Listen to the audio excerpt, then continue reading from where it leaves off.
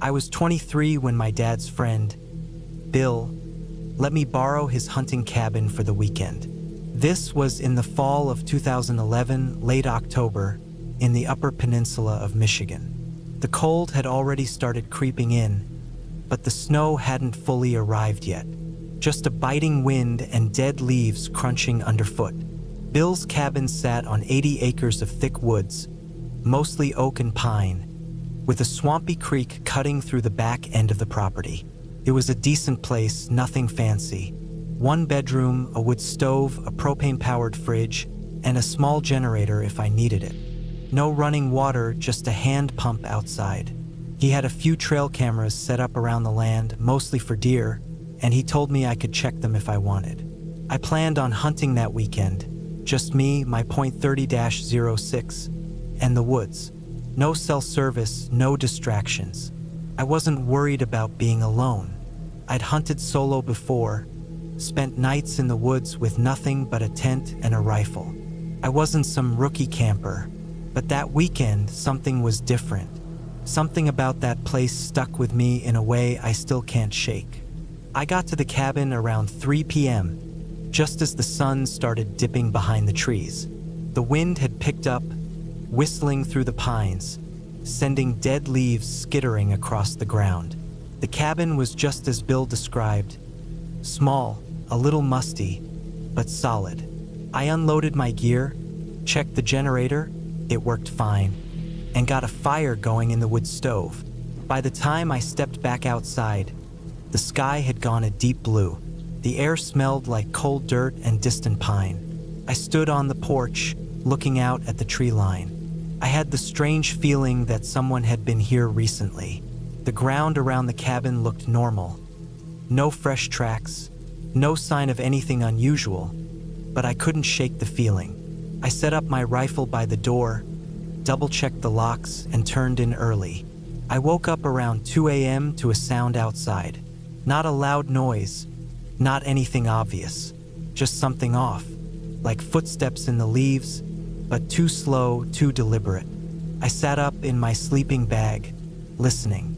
The wind had died down, leaving only the soft creaking of trees. Then, another sound, closer, a dry, shuffling step. I grabbed my rifle and slid out of bed. The window beside me was too dark to see anything. I waited, listening. Nothing, just the silence of the woods. After a while, I convinced myself it was a deer or maybe the wind pushing a branch against the ground. I eventually drifted back to sleep. The next morning, I decided to check Bill's trail cameras before heading out to hunt. He had 3 of them set up along different trails leading to a clearing where deer usually fed. I started with the one closest to the cabin, about 200 yards away. I popped the SD card into my camera and flipped through the pictures. Deer, raccoons, a few coyotes. Normal stuff. Then I got to a photo taken the night before, right around the time I'd heard the noises outside the cabin. The picture showed the clearing, dark except for the camera's flash. In the center of the frame was a man. No gun, no hunting gear, just a man, standing in the middle of the clearing, facing the camera. His clothes were dark, his face barely visible in the flash. I stared at the photo, my pulse pounding. There was no reason for anyone to be out here. The nearest property was miles away. I checked the next few photos. They were empty, just trees and darkness. I told myself it had to be some lost hiker, maybe some poacher passing through. But something about the way he stood in the picture, the way he faced the camera so directly, unsettled me. I put the SD card back and hiked to the next camera. The second camera was about a half-mile deeper into the woods, along a game trail. I checked it, flipping through the pictures. Then I saw him again. Same guy, same dark clothing, but this time he was closer. He stood just at the edge of the trees, half hidden in shadow, watching something off camera. I clicked to the next photo. Gone. I looked up from the camera, scanning the trees. Nothing moved. The woods were dead quiet. I suddenly felt exposed, like I was being watched. I gripped my rifle tighter and made my way back to the cabin, checking over my shoulder the whole way. That night, I locked the cabin up tight. I kept the rifle next to me, the safety off. Around 1 a.m., I woke up again. This time, it wasn't just footsteps. It was breathing, slow, heavy, just outside the window. I didn't move. I barely breathed. I just lay there, gripping the rifle. The breathing went on for what felt like forever. Then, a slow, dragging sound, like something being pulled through the leaves. Then silence. I stayed awake until dawn. To first light, I packed up. I didn't care about hunting anymore. I didn't care about checking the last trail camera. I just wanted to get the hell out. But as I stepped onto the porch, I stopped. There, in the dirt, were footprints. They led from the woods, circled the cabin twice, then stopped directly beneath my bedroom window. Whoever it was had stood there, watching me sleep.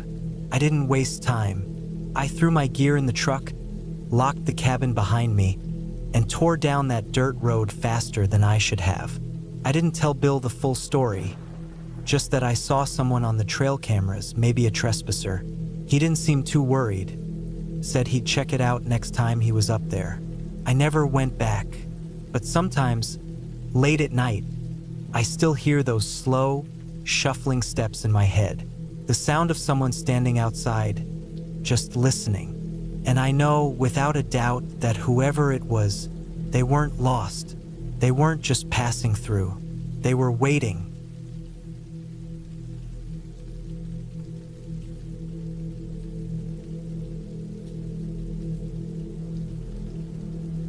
The summer was waning, and the crisp bite of autumn hadn't quite settled in. I needed to escape.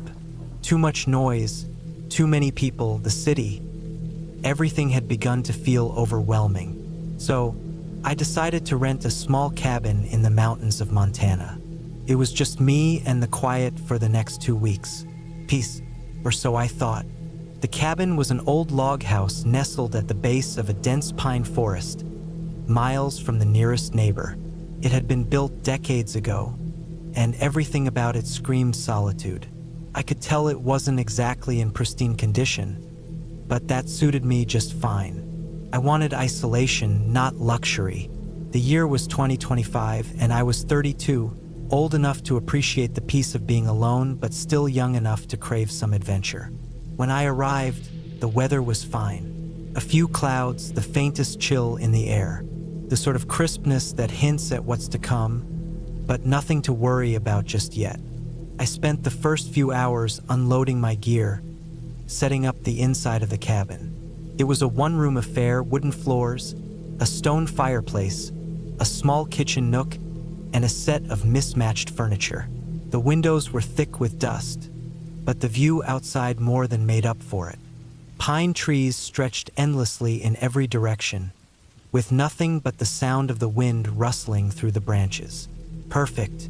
My phone didn't get any signal out here, and the only sign of civilization was a dirt road that snaked off into the wilderness. That first evening, I spent my time exploring the area around the cabin, getting my bearings. The forest was dense but manageable, though a few trails had been clearly overgrown for years. I took note of some of the landmarks: an old creek, a large rock outcrop, a clearing where the sun broke through the trees like a spotlight. I gathered firewood and made sure I knew where the water was, just in case. The wind picked up as the sun dipped behind the mountains, and by nightfall, the temperature dropped considerably. It was colder than I'd anticipated, and I found myself stoking the fire a bit more than I'd planned. I cooked some canned chili for dinner, then read for a while by the fire before turning in for the night. The first few days passed uneventfully, the kind of peace I was looking for. I hunted small game, rabbits and squirrels, and spent hours by the creek fishing. I didn't see another soul. No hikers, no campers, just me and the wilderness. At night, I'd listen to the wind, the occasional howl of a coyote, or the distant hoot of an owl. Nothing out of the ordinary, just nature doing its thing. But on the fourth day, something changed. I woke up early, as I usually did, and stepped outside to start the morning fire. The air was colder than usual, and there was a heaviness to the silence. No birds, no insects. The wind was still and the forest felt too quiet. It made the hairs on the back of my neck stand up. At first, I chalked it up to the weather. Maybe a storm was coming. But the feeling lingered, nagging at the back of my mind. I decided to spend the day inside, staying warm and dry while the storm passed. It rained heavily in the afternoon, a steady downpour that turned the dirt road into mud. I watched it from the window as the trees swayed, bending under the weight of the rain. The fire crackled in the corner, and I was content to read and sip coffee, thinking it would blow over by evening. But when night fell, the unease I'd been feeling all day only deepened.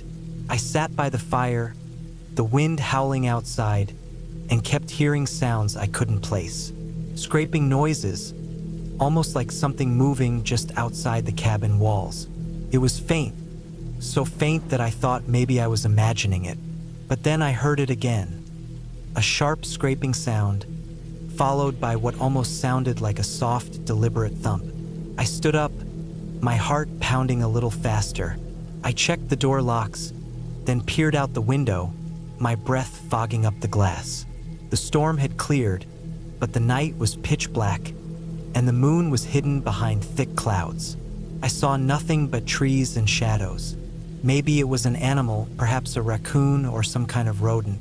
I tried to shake it off, but I couldn't. The noises continued for the next hour, getting louder. It felt like something was out there, moving around the cabin. I kept telling myself it was just the wind, that it was just the way the trees groaned in the storm. But the sounds were too specific, too intentional.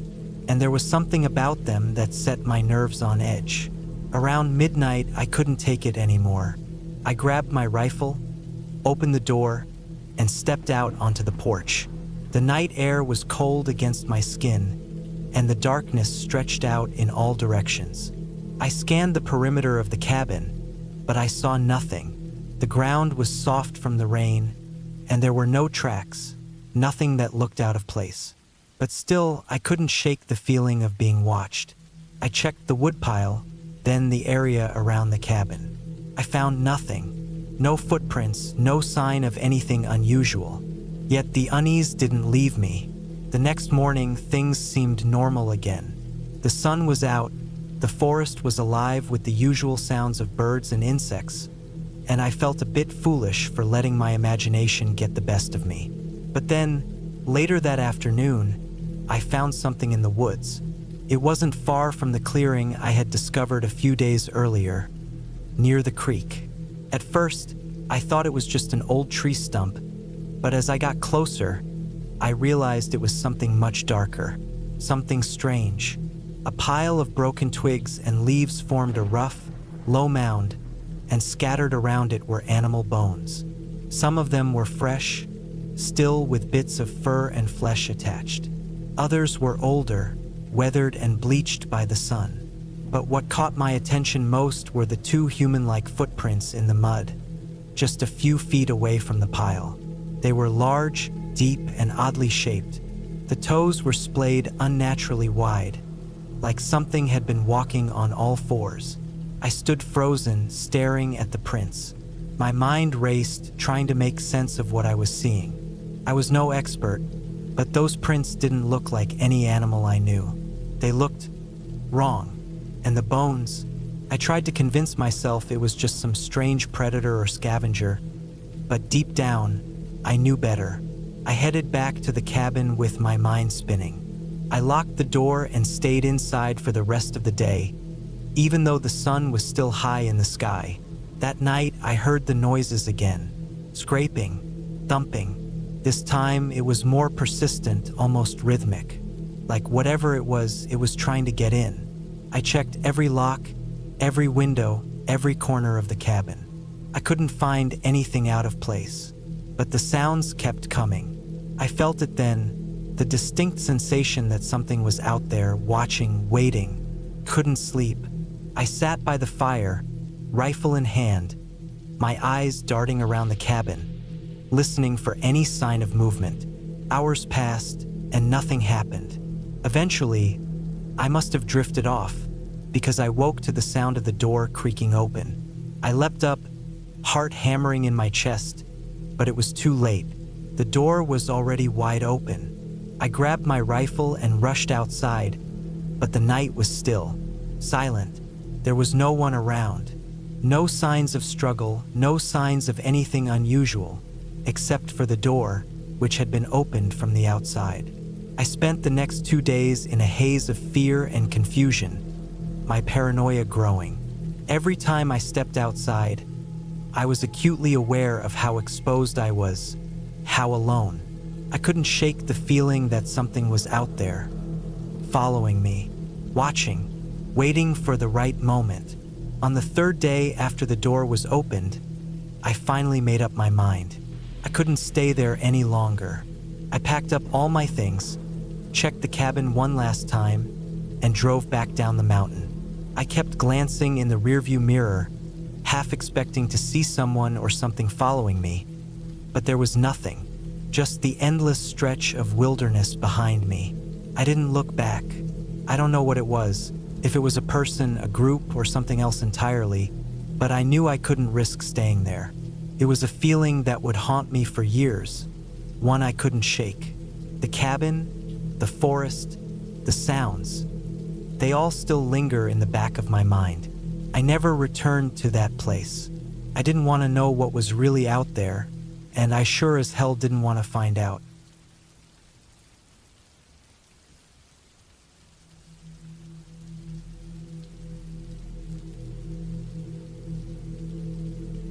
I didn't plan on spending the night at that cabin. It wasn't supposed to happen that way, but as often happens, the universe has its own plans, and mine that day were to be disrupted by something I didn't understand. It was supposed to be a quiet weekend camping trip to clear my head. I needed it. Work had been suffocating me, and the constant noise of city life had started to feel like a weight. So, I decided to head out to the mountains, to a spot I'd been to a few times before. Peace and quiet, nature at its best. No distractions.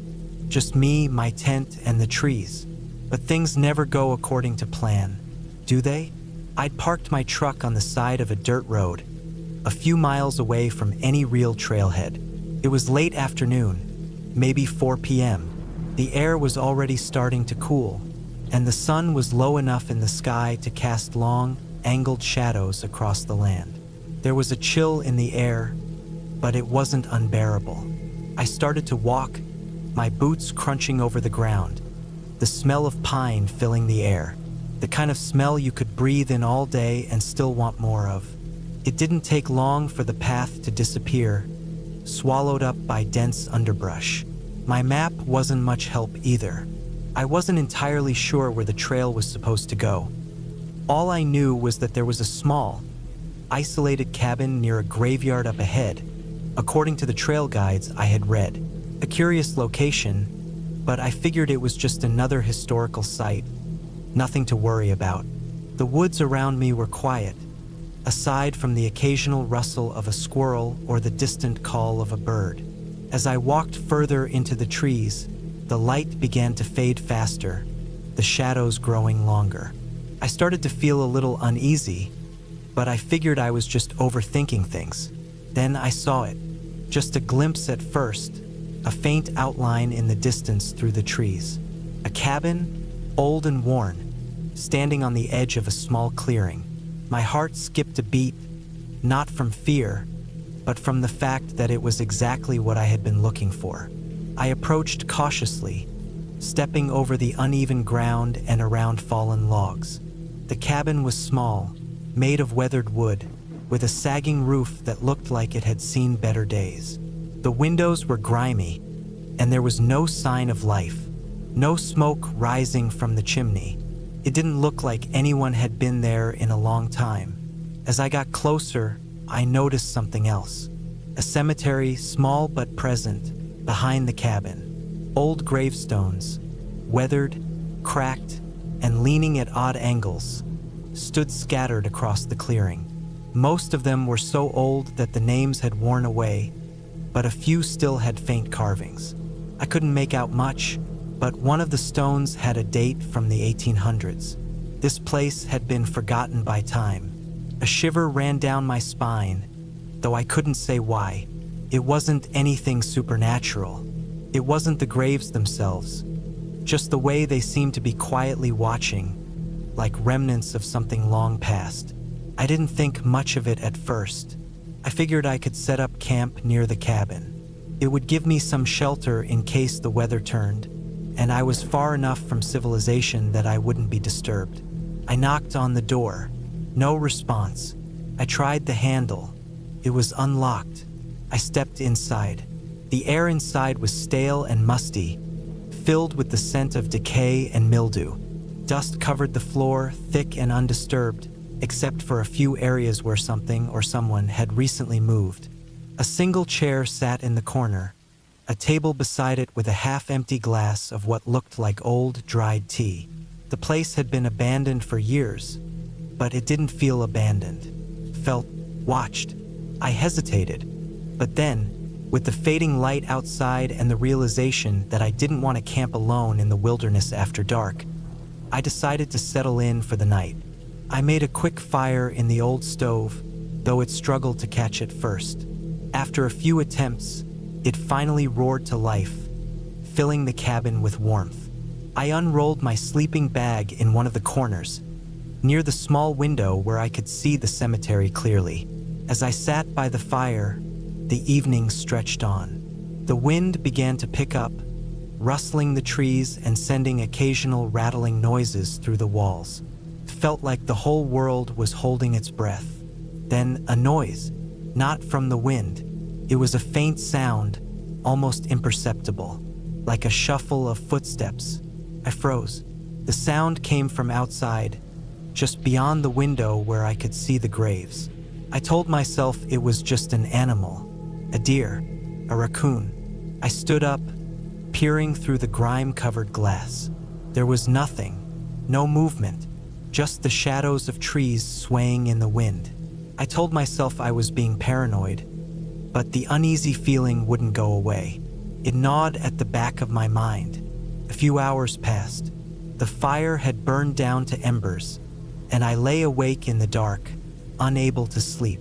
That was when I heard it again. The shuffling. This time it was closer, right outside the cabin. My pulse quickened. I held my breath. Nothing. Then, the sound of something soft, almost like a scrape, followed by a low thud. I stood up slowly, heart pounding in my chest. I grabbed a flashlight and quietly moved toward the door.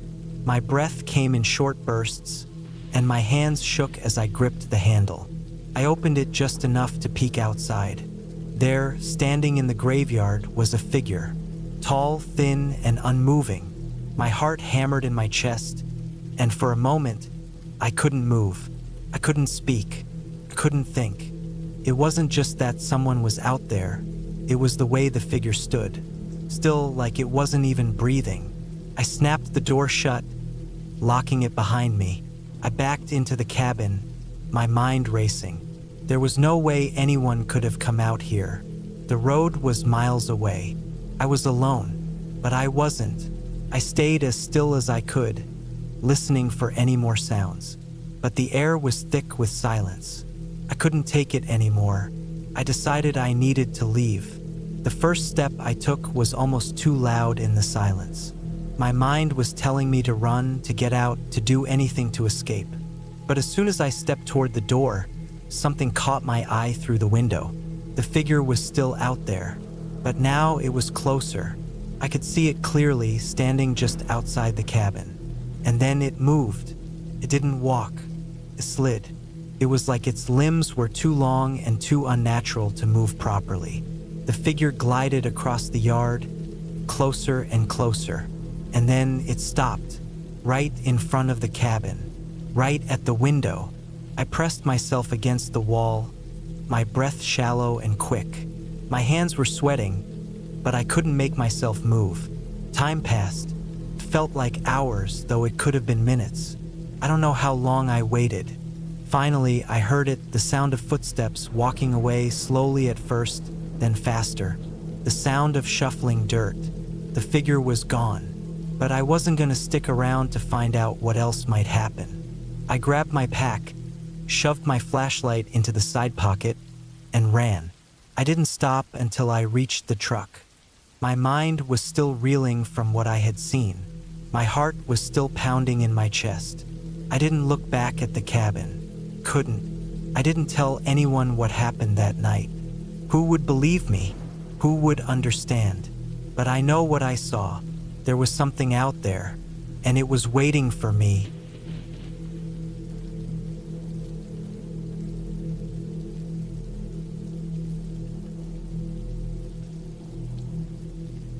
The rain started just as I was finishing the last nail in the wooden frame of the cabin. It wasn't supposed to rain tonight. In fact, the forecast said it would be clear for at least another week. But as I stood up, wiping the sweat off my forehead, the first droplets hit the back of my neck. I felt the chill run down my spine before I even heard the thunder rolling in the distance. The storm, it seemed, was arriving early. I wasn't prepared for it, not at all. But then again, I hadn't planned on being out here this long. A week of hunting and building, that was supposed to be all I needed. But now, here I was with a half-built cabin, a full rainstorm, and a night that I was sure would test every bit of resolve I had. I hadn't expected to be alone. There was supposed to be a friend of mine, Jake, coming to help me finish things up. But he bailed out last minute, claiming he had work commitments. He didn't sound so sure about it when he backed out. I wasn't angry, though. It was his decision, and I needed this time on my own. The solitude felt necessary, like I had to prove something to myself. The storm really hit hard just after sunset, and the sky was a blur of dark clouds and streaks of lightning that seemed to split the night open. I threw my jacket on, grabbed the hammer, and walked out of the cabin to collect some of my tools. They were scattered about from my attempts to finish building the walls, and it had started to rain harder. The tools were getting soaked. I was only supposed to be out here for a few more hours, just enough time to finish the roof, tie up a few loose ends, then head to the nearby town for a hot meal and a warm bed.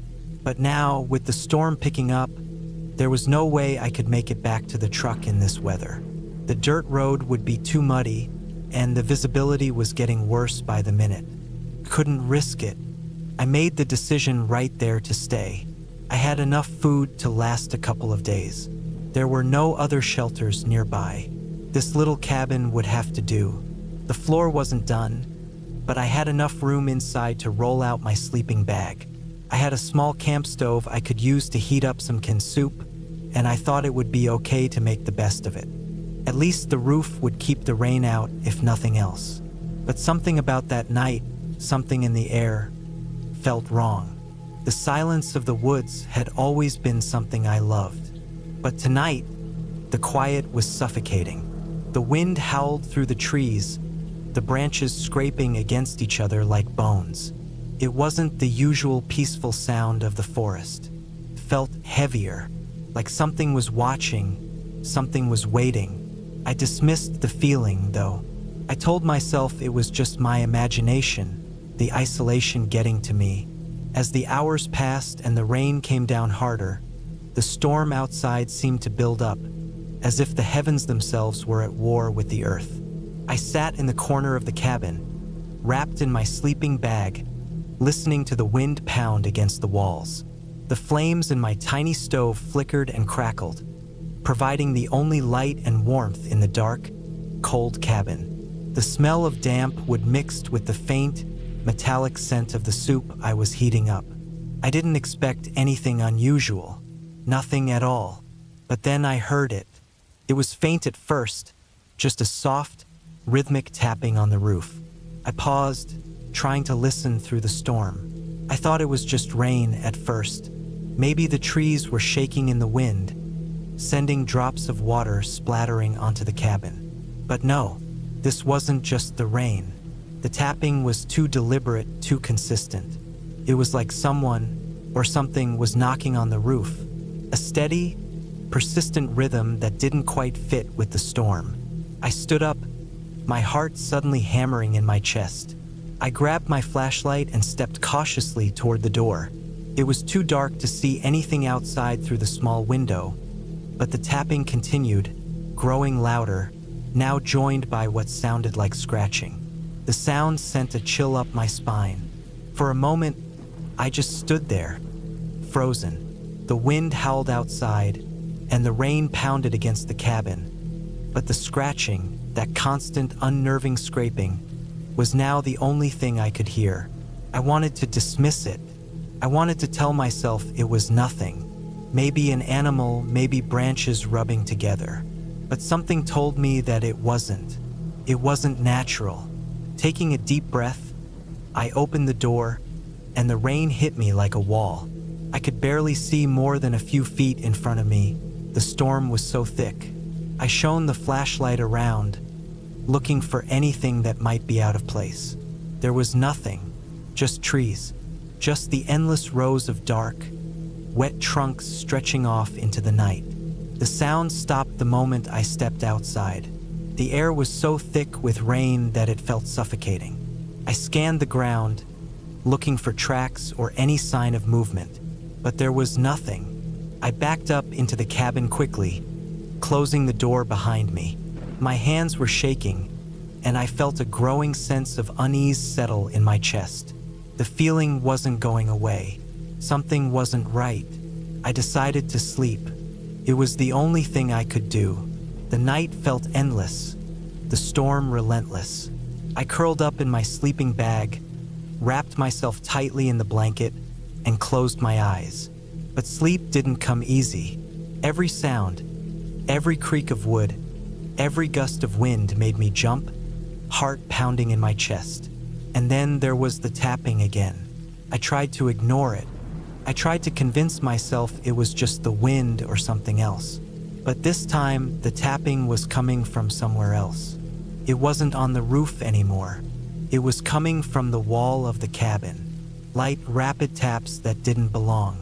Not natural, not rain. I turned to face the wall, my breath catching in my throat. I felt the weight of the silence press down on me again. The tapping was now louder, more distinct. It seemed to be coming from the far corner of the cabin, where the shadows were the deepest.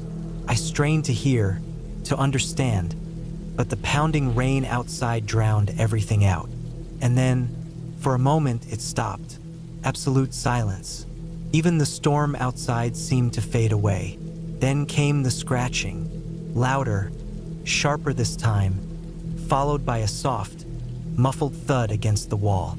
My heart skipped a beat.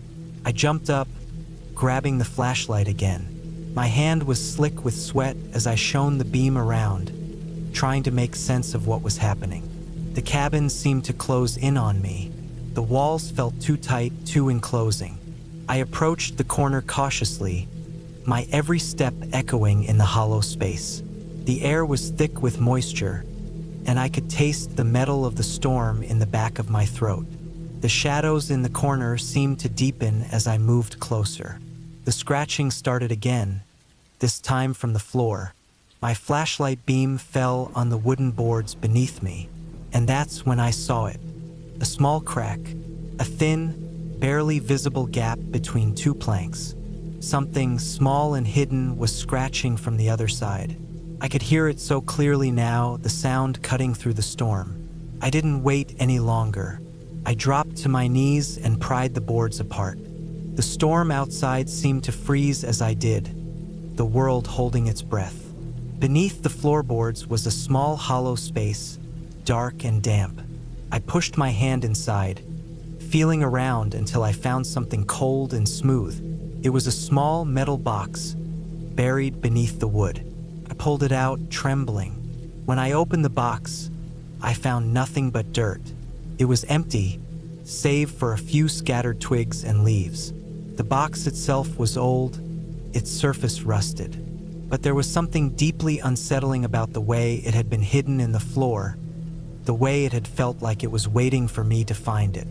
And then, with the box in my hand, I heard the sound again. A distant voice, muffled by the rain and wind, calling out from somewhere deep in the woods. I didn't need to know who it was. The weight of the storm, the scratching in the walls, the strange emptiness of the box. Everything hit me at once. The sense of dread was overwhelming, but there was a clarity in the moment, too. It wasn't about ghosts or any kind of supernatural explanation. It was about survival. It was about understanding that nature has its own way of reclaiming what's lost. And sometimes, it doesn't let you leave. I put the box back into the floor, closed the boards, and made my way to the door. The storm outside still raged, but the rain didn't seem as threatening now. The air felt lighter, and I knew, for some reason, that I could make it through the night. The scratching stopped. The wind died down. The storm eventually moved on. I slept that night, the first peaceful sleep I'd had in a long time. When I woke up, the sun was out, and the world seemed calmer. The cabin still stood, quiet and still, surrounded by the trees and the calm after the storm. I left the next day, the road back to town clear, the air fresh and crisp. I never saw the box again, and I never mentioned it to anyone. But something changed after that night. The woods were no longer just a place for hunting or building. They had a history, something deep and forgotten. And I wasn't in a hurry to return. Sometimes the best way to survive out there is to leave the past where it belongs, buried.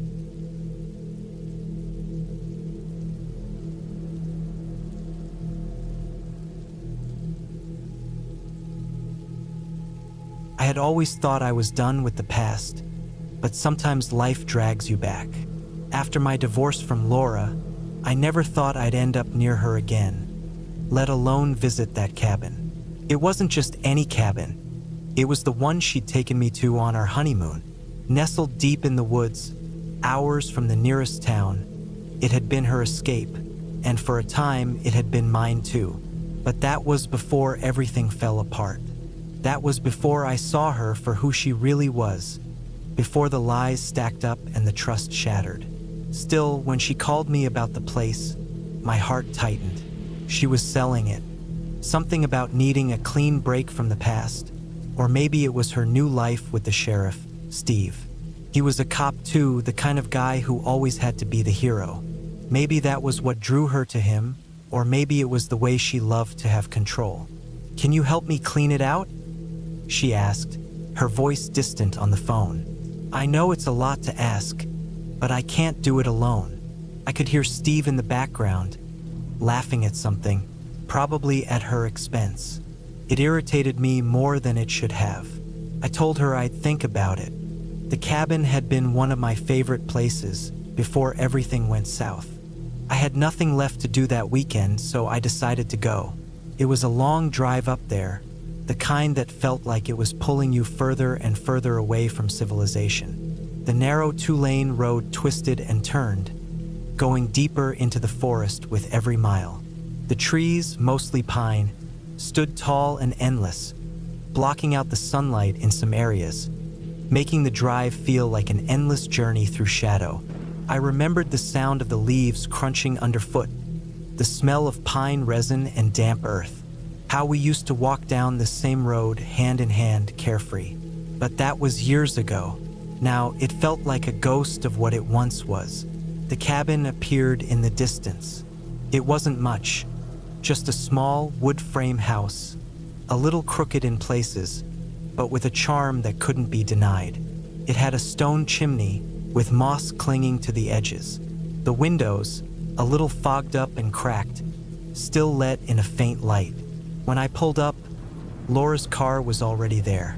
I didn't know what to expect. Maybe she'd be the same as I remembered, or maybe she'd be different. It didn't matter. I was here to finish what she needed done. I took a deep breath before stepping out of the truck. The air felt thick with moisture and the weight of the past. The porch creaked under my weight as I approached the door, and when I knocked, I heard her footsteps from inside.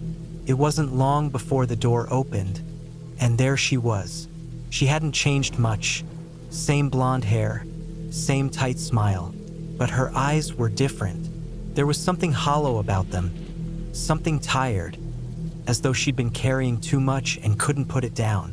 "Thanks for coming," she said, stepping aside to let me in. The inside was just as I remembered. The same old furniture, the same chipped wooden floors. The fire pit in the center, with remnants of burned-out logs scattered in the ash. It was like a time capsule frozen in place. The cabin smelled the same too, a mix of wood and old leather furniture. But as I looked around, I noticed something. The pictures on the walls, our pictures, had been taken down. There were new ones now, ones I didn't recognize. The feeling of familiarity mixed with discomfort, like walking into someone else's home, even though it was mine once. Laura gestured for me to sit down by the fireplace. "I know it's a lot to go through," she said, her voice quieter now, almost apologetic.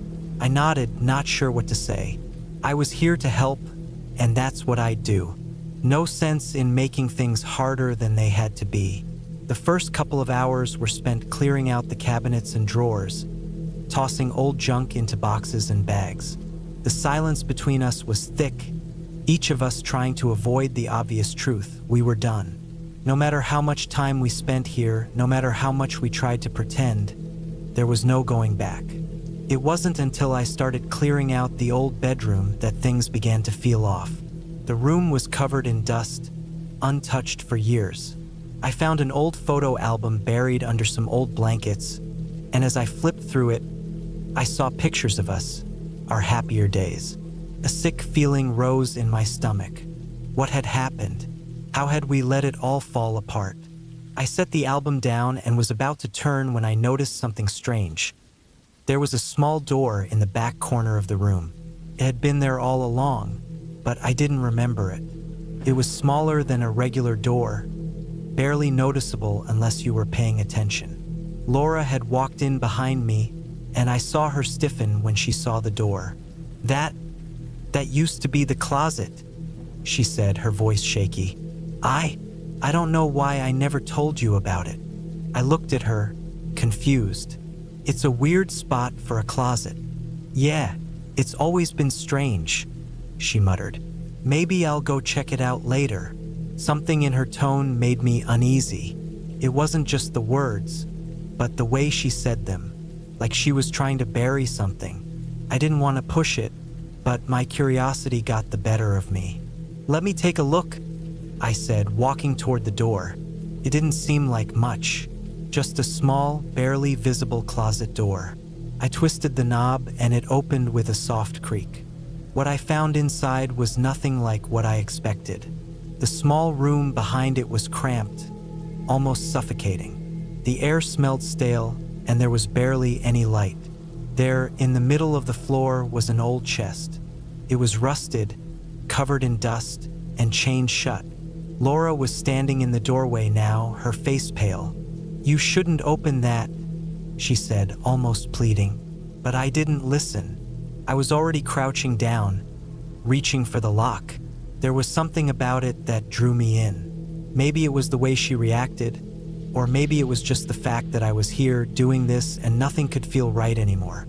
With a grunt, I pried the lock open and lifted the lid. Inside, there was a pile of old clothes rotting with age, but beneath that was something far worse. There were several old photographs covered in dirt. At first, I couldn't make out what they were, but as I sifted through them, I froze. They were pictures of the cabin, of different parts of the property. But there was one thing that stood out. They were taken from a distance, like someone had been watching. My heart started to race. This wasn't normal. Something wasn't right.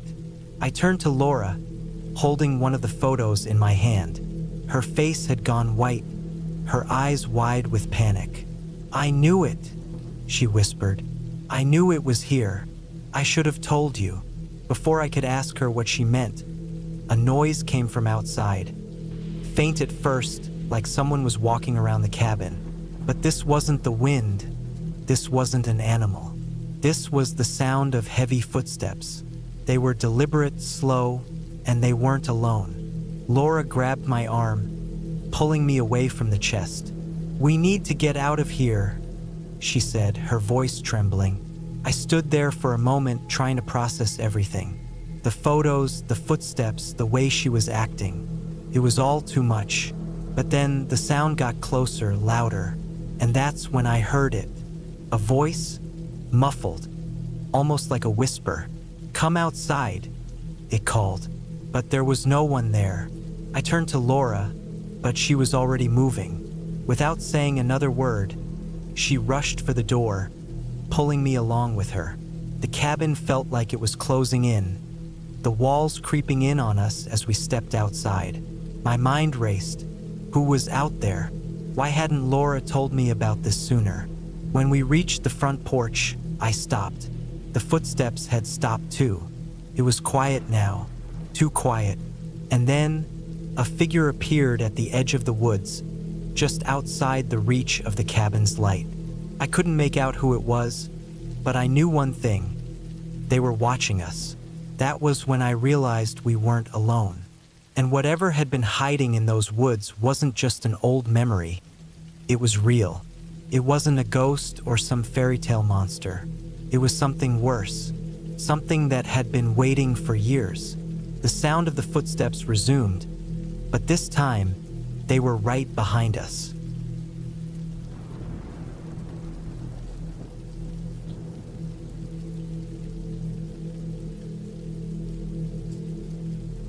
It was early fall when I decided to take a break from the hustle of my everyday life. I needed some time away from the city, away from people, and away from the noise. So, I packed up my gear, grabbed my rifle, and made my way to a small hunting cabin I had rented in the mountains of northeastern Idaho. The cabin was remote, far enough from town that you wouldn't hear a thing except the wind and the rustle of leaves. It was the perfect place to escape. The drive was long. I had to head north on Route 95, a highway that stretched through winding roads and thick forests. The map showed I'd be about 30 miles from the nearest town, but it felt like an eternity. I passed old wooden fences, open fields, and occasionally, a weather-beaten farmhouse. Eventually, the paved roads gave way to gravel, and I found myself bumping along the narrow, winding path leading deeper into the wilderness. The sun was beginning to dip below the horizon when I finally saw the cabin. It was nestled between towering pines, the kind of place you only see in the pictures on postcards. Simple, a little worn, but it had a charm to it. I pulled up the dirt driveway, my truck's tires crunching against the gravel. There was a faint smell of wood smoke in the air, likely from a nearby neighbor or an old wood-burning stove. The cabin sat there, quiet, still, and waiting. I grabbed my things and headed inside. The interior of the cabin was just as I expected, rustic, but cozy.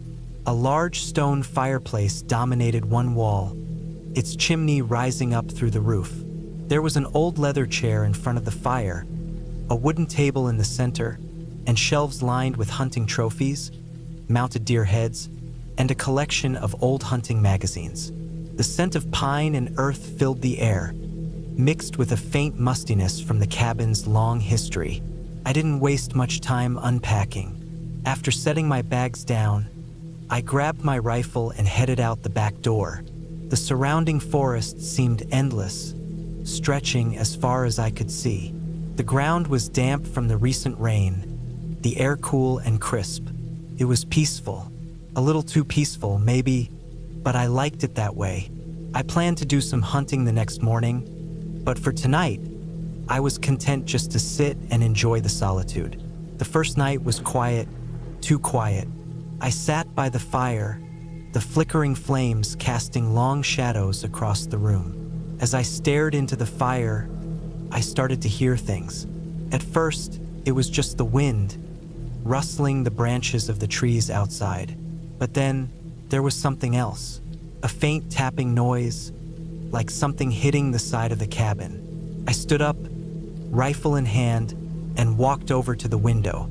I couldn't see anything. The night was dark, the trees thick, and the shadows deep. I told myself it was just the wind. It had to be. The tapping continued for a while before stopping, and eventually, I tried to shake it off and went to bed. The second night felt different. The silence in the cabin seemed more oppressive now. I'd been out hunting all day, spent hours tracking a deer through the forest, but didn't get a good shot. I'd made my way back to the cabin as the sun set, empty-handed but satisfied. The forest was beautiful in its own right, but the deeper I went, the more isolated I felt.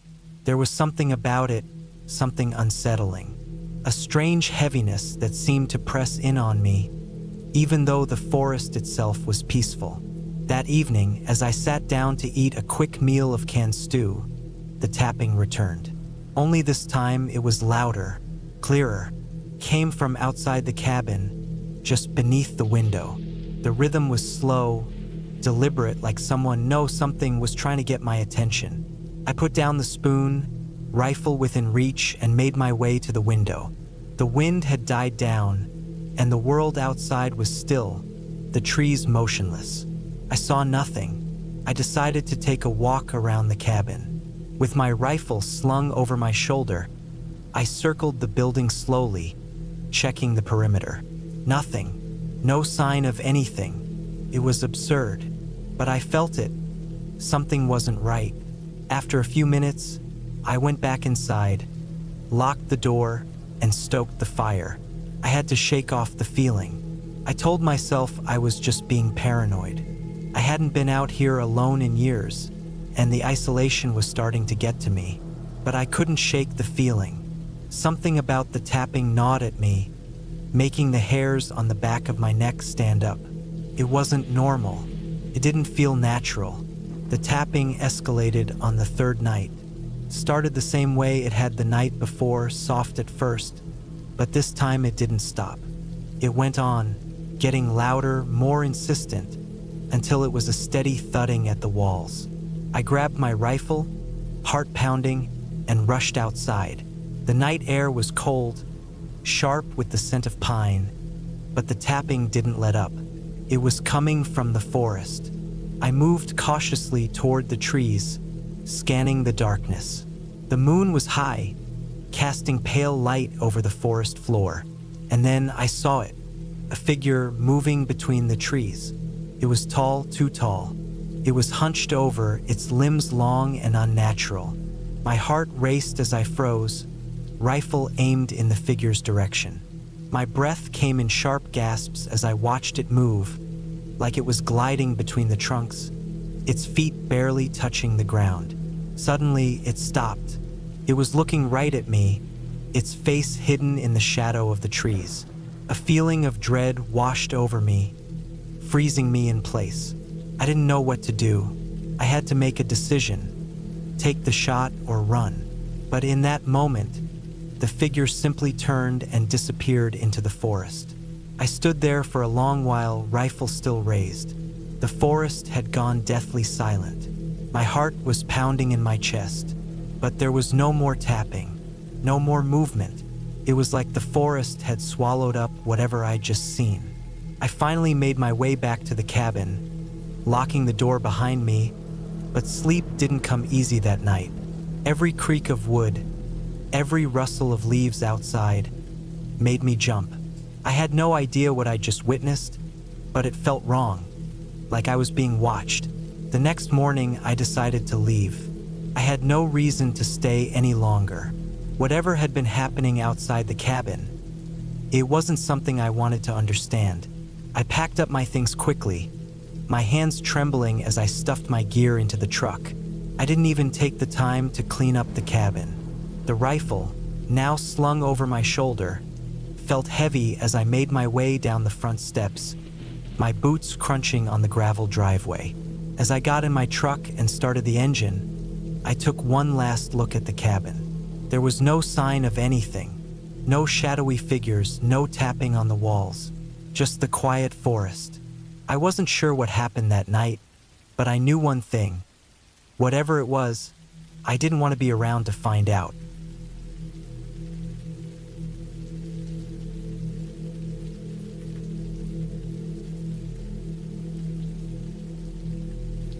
It was supposed to be a simple weekend getaway, a break from the noise of the city, a chance to breathe the fresh air of the mountains, and to reconnect with nature.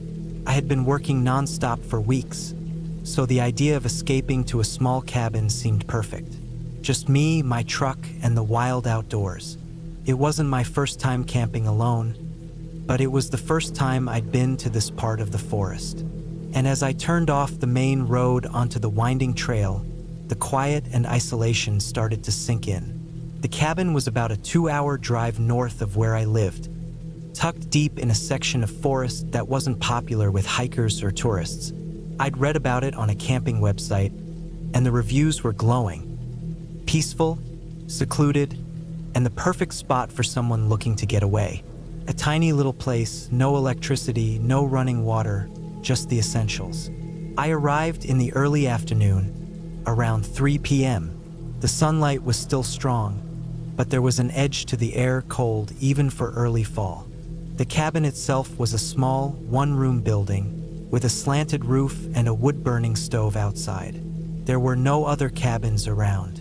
The only sounds were the rustling of the wind through the trees and the occasional distant call of birds. I parked my truck and unloaded my gear, setting up for a couple of days of solitude. The cabin didn't look like much from the outside, but it had character. The wood was old, faded from years of weathering, but it was solid.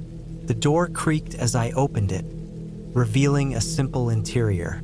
A few pieces of old furniture, a bed, a table, and a small wood stove. A handful of firewood sat stacked neatly by the door, and there were some shelves filled with canned food and dry goods. It was the perfect setup for a peaceful retreat, the kind of place where you could sit, read, fish, and just forget about everything. By dusk, the light was fading quickly, so I lit the stove to warm up the cabin. There was something odd about the place, but I couldn't put my finger on it. It wasn't anything overt, just the feeling of being watched. It was subtle, almost like the way the forest seemed to grow quieter as night approached. The wind picked up, the trees swaying gently, casting long, strange shadows across the ground. I made a small fire outside in the fire pit, and as I sat by it, I noticed something in the distance, movement. At first, I thought it was just a deer or some other animal, but as I focused, I realized it was something on 2 legs. It was standing at the edge of the tree line, just beyond where the light from my fire reached. I squinted, but the figure didn't move. It was too far to make out any details, but I felt a chill run down my spine. I told myself it was just my mind playing tricks. It was probably another hiker or someone else staying in a cabin nearby. But something about the way it stood, motionless, didn't feel right. I stared at it for a few more minutes, but it didn't move. Eventually, I convinced myself to just go back inside and focus on the fire. That night, sleep didn't come easy. The cabin creaked and groaned in the wind, and every now and then, I'd hear the sound of something scraping against the outside walls. At first, I thought it was just an animal, maybe a raccoon or a squirrel, but then I heard it again. The sound was too deliberate, too rhythmic, almost like something was walking around the cabin. I checked the door and windows to make sure everything was locked, then pulled the covers up to my chin and tried to sleep. But every time I closed my eyes, I saw that figure again, standing at the edge of the forest, watching. When morning finally came, I felt exhausted. The sun was barely up, and there was a heavy fog in the air, making the trees look like dark, looming shapes. I had a small breakfast, gathered my gear, and decided to go for a hike to clear my head. I grabbed my knife just in case, but I wasn't expecting trouble. Still, the weird feeling from the night before stuck with me. I headed out toward the nearby creek, thinking I could catch some fish or just enjoy the peace of the water. The fog was thick, and I couldn't see very far ahead of me, but the trail was clear. I followed it for a while, the only sounds being my footsteps and the distant call of birds. As I walked deeper into the forest, I started to notice things. Small things that didn't seem right. There were broken branches scattered along the trail, as if something large had been pushing through the underbrush. The ground had strange, deep indentations in it, like something heavy had been walking through.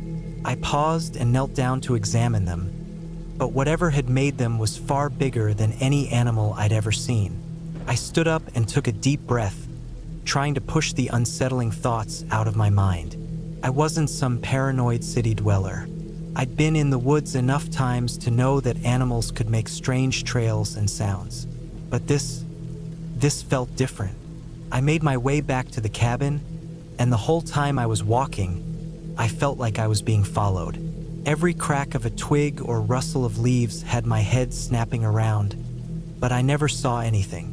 The forest seemed dead silent now, like it was holding its breath. I got back to the cabin and shut the door behind me, locking it for good measure. I wasn't sure what I was afraid of, but something didn't feel right. That evening, after another quiet day in the cabin, I decided to make a fire outside again. I needed something to take my mind off the tension that was building up inside me. The fire crackled to life, and I sat back in my camp chair, watching the flames dance. The wind had died down, and the forest seemed almost unnervingly still. No animals, no birds, just the fire. Then I heard it again, the sound of something moving in the trees. It was closer this time, just beyond the tree line like before. But this time it wasn't standing still. It was moving, walking in a slow, deliberate way, as though it were trying to be quiet, but failing. My heart started to race, and I stood up, scanning the darkness.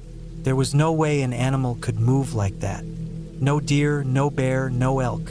Nothing moved like that. The sound was unmistakable now. Something or someone was out there, walking around the edge of the clearing. My eyes darted to the shadows between the trees, but I couldn't see anything. I took a step back toward the cabin, my mind racing. The figure I'd seen the day before flashed through my mind, and everything I'd dismissed as imagination was suddenly real. I grabbed my knife, not knowing what I expected to do with it. If it was an animal, I had no chance. If it was something else, I didn't even want to think about it. My breath was shallow, and the weight of fear pressed down on me, making everything feel heavier, slower. The footsteps stopped. I held my breath, straining to hear any movement, any sound. But there was nothing. It was like the forest itself had stopped breathing. Then I heard the door to the cabin creak. It was the faintest sound, but it was enough to make my heart jump into my throat. I spun around and saw something standing in the doorway. It wasn't an animal. The figure stood there, hunched, its back slightly arched, as if it were trying to make itself smaller. The shape was tall, too tall for any person I'd ever seen, and it was covered in what looked like ragged, matted fur. Its head was turned to the side, like it was trying to look at me, but I couldn't see its face. There was a horrible, unnatural stillness about it, like it was frozen in place. Without thinking, I sprinted toward the cabin, slamming the door shut behind me. I locked it, shoved the chair in front of it, and backed into the corner, watching the door. The sound of footsteps grew louder, circling the cabin now, dragging along the dirt and gravel. I didn't sleep that night. The footsteps never stopped. They circled the cabin, moved up to the roof, then down to the windows. Every now and then, I heard something scrape against the wood, like claws or nails, and I couldn't tell how long I'd been awake. Hours? Days? At some point, the sound stopped. The silence was so complete that I thought my ears were ringing. I waited and waited. Finally, the first light of morning began to filter through the small cracks in the cabin. It was over. The thing was gone. I didn't wait around. I packed up what little gear I had left, grabbed my things, and bolted out the door. I wasn't looking back. The forest felt like it had been holding its breath, and the air had a strange, oppressive quality. I made it to my truck and drove as fast as I could, not stopping until I was out of the woods and back on the main road. That was the last time I ever went back to those mountains.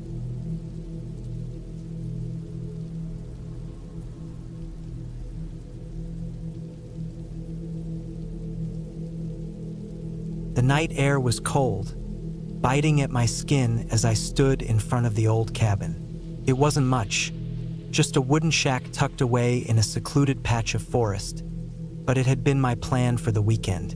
I needed to escape. The city had become a suffocating place. People everywhere, noise, traffic, deadlines. I was worn out. So when I found this place on an old travel website, I thought it would be perfect. A little cabin in the woods where I could clear my head, maybe catch up on some reading, and breathe. That's all I wanted. I parked my truck just off the dirt road, the tires crunching over the uneven ground. The trees were dense here, their branches reaching out like skeletal hands trying to pull me deeper into the forest. There were no neighbors, no sounds of civilization, just the wind and the occasional rustle of leaves. Perfect. Exactly what I needed. The cabin stood in front of me, nestled against the base of a hill, its wooden beams dark with age. It looked like something out of an old horror movie. Shabby, worn, and abandoned. But the listing online had said it was just renovated. It was supposed to be rustic yet modern, whatever that meant. I had my doubts now, but it was too late to back out. I was here. I grabbed my bag from the truck and made my way up the small path toward the cabin. The door creaked as I pushed it open, the hinges protesting against the weight. Inside, it smelled musty, old wood, stale air, and something faintly metallic. The floors were rough, uneven, but the space was surprisingly clean. A small kitchen area to the left, an old wood stove against the far wall, a sofa, and a few mismatched chairs. There was no television, no Wi-Fi, not even a radio. But that was the idea, right? Total isolation. I set my bag down on the table and took a slow breath, trying to calm the nerves that were already creeping up on me. It was quiet, too quiet, the kind of quiet that makes you feel like you're being watched. But I shook it off. I had spent a lot of time in the wilderness before, hiking, camping, so I knew the drill. Nature had a way of making you feel small and vulnerable, but you couldn't let it get to you. I checked out the rest of the cabin. There was a small bedroom at the back, a narrow bed with a plain white quilt. No real comfort, but it would do. The bathroom was even more basic, a tiny sink and a shower with a cracked tile floor. Nothing special, but again, I wasn't here for luxury. After unpacking, I decided to take a walk. It was late afternoon by now, the sun sinking lower in the sky. The air was still cold, the ground wet with the remnants of an old rainstorm. I grabbed my jacket and headed out the door. The dirt road curved around the cabin, leading into the forest. I wasn't far from the cabin when I noticed something strange. A small pile of rocks, carefully stacked, near the base of a tree. The rocks were rough, jagged, and unpolished, but they were arranged deliberately. Not the kind of thing you'd expect to see in the woods without some human hand involved. It struck me as odd, but not too odd. Maybe some hikers had passed through, leaving a mark, or maybe it was part of some old trail marker. I continued walking, trying to dismiss the thought. The sun was setting now, and I knew I had to head back to the cabin soon. As I made my way back, I noticed a few more piles of rocks, each one more intricate than the last, placed carefully around the trunks of trees. They formed odd shapes, patterns, almost like a trail. My stomach twisted. It wasn't just a few random rocks. Someone had placed them there on purpose, and they were leading me deeper into the forest. By the time I was back at the cabin, night had fallen. The cabin seemed more isolated than before, the windows black against the dark woods outside. I locked the door and sat down on the couch, trying to shake the unease from my mind. I wasn't a superstitious person, but something about those rocks unsettled me. The night dragged on in silence. I ate some snacks, read a little, then tried to sleep, but I couldn't. The quiet outside was suffocating. Every creak of the wood in the walls felt amplified. I found myself staring at the dark corners of the room, expecting to see something or someone moving in the shadows. By the time the clock hit 3 a.m., I was wide awake, staring at the ceiling. My mind kept returning to the rocks. What did they mean? Who had placed them? I couldn't shake the feeling that I wasn't alone here. I grabbed a flashlight and stood up, then froze. There was a faint sound outside the cabin, a soft rustling. Not the wind, not animals. It was human. The hairs on the back of my neck stood up. I moved to the window, peeking out through the blinds. I didn't see anything, but the flashlight beam bounced off something near the edge of the trees. My breath hitched. It looked like more rocks. But no, this was different. The pattern was unnatural, almost like a spiral. It was too precise, too deliberate. I couldn't help myself. I had to go see. Grabbing my jacket again, I stepped outside, feeling the cold air bite at my skin. The rustling sound had stopped, but the silence was almost worse. The flashlight in my hand shook as I moved toward the trees. The spiral of rocks was even more defined up close. I knelt down, running my fingers over the jagged edges. This was not a random pattern. Someone had arranged this with intent. But why? As I turned to leave, something caught my eye. A figure just beyond the trees, standing motionless. It was too dark to make out any details, but I could see the outline of a person, just standing there, watching me. My heart pounded in my chest, and I turned, running back toward the cabin. I couldn't look back, but the feeling of being chased, of being hunted, filled my mind. I slammed the door behind me and locked it, gasping for air. My hands were trembling. I felt like I was going to be sick. The figure had been standing too still, too silent. I had to get out of there. I grabbed my phone to call for help, but the signal was gone. Of course, it was. Why had I thought I could rely on it out here? My mind raced. I couldn't stay. I needed to leave now. I quickly packed a bag with essentials, water, some food, my jacket, and rushed to the door. But before I could open it, I heard something, a low thud, followed by another, and another, like someone was knocking at the door. No, it wasn't knocking. It was banging, as if they were trying to break it down. I backed away, my heart racing. Whoever it was outside didn't seem to care about the door. They were getting closer. Another thud, louder this time. The door shuddered against the frame. I bolted for the back window and slid it open. The cold air rushed in as I crawled through, my hands scraping against the rough wood. I didn't look back as I ran into the forest. The darkness swallowed me whole. The moon barely pierced through the canopy of trees. The only sound was my breath, ragged and fast. I didn't know where I was going, just away. Away from the cabin, away from whatever was out there. But as I ran, the feeling of being watched grew stronger. I wasn't alone in these woods. I tripped and fell, my hands cutting against the sharp rocks that jutted from the ground. I pushed myself up, ignoring the pain, and kept running. In the distance, I thought I saw something moving, darting between the trees, just out of the corner of my eye. I couldn't focus on it, couldn't stop. I don't know how long I ran, but eventually, I broke through the trees and found myself back at the dirt road. I collapsed, gasping for breath, my legs aching. The road was empty, but I didn't care. I stood up, shaky, and started walking toward my truck. By the time I reached it, the sun was starting to rise, painting the sky with soft pinks and oranges. It didn't feel like a new day. It felt like I was running away from something that wouldn't let me go. I started the engine, the sound of it roaring to life a welcome relief. I drove away from the cabin, my hands gripped tightly on the wheel.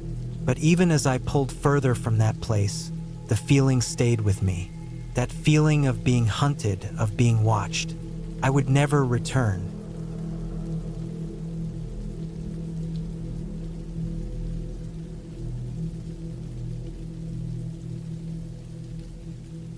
I've always loved the idea of getting away. The chaos of city life, the endless noise, the stress of work. It all made me feel like I was drowning. So when I got a week off in early October, I booked a cabin deep in the woods of the Lake District in the UK. It wasn't fancy, not by a long shot. Just a small, isolated place near the edge of a forest, far from any town or real civilization. I thought it would be peaceful, quiet, a chance to disconnect and clear my head. I needed it. I arrived at the cabin late in the afternoon, the sun already beginning to dip behind the trees. It was exactly what I expected. A modest, two-story structure with a stone chimney, a small porch, and a sagging roof. The kind of cabin you imagine when you think of rustic getaways.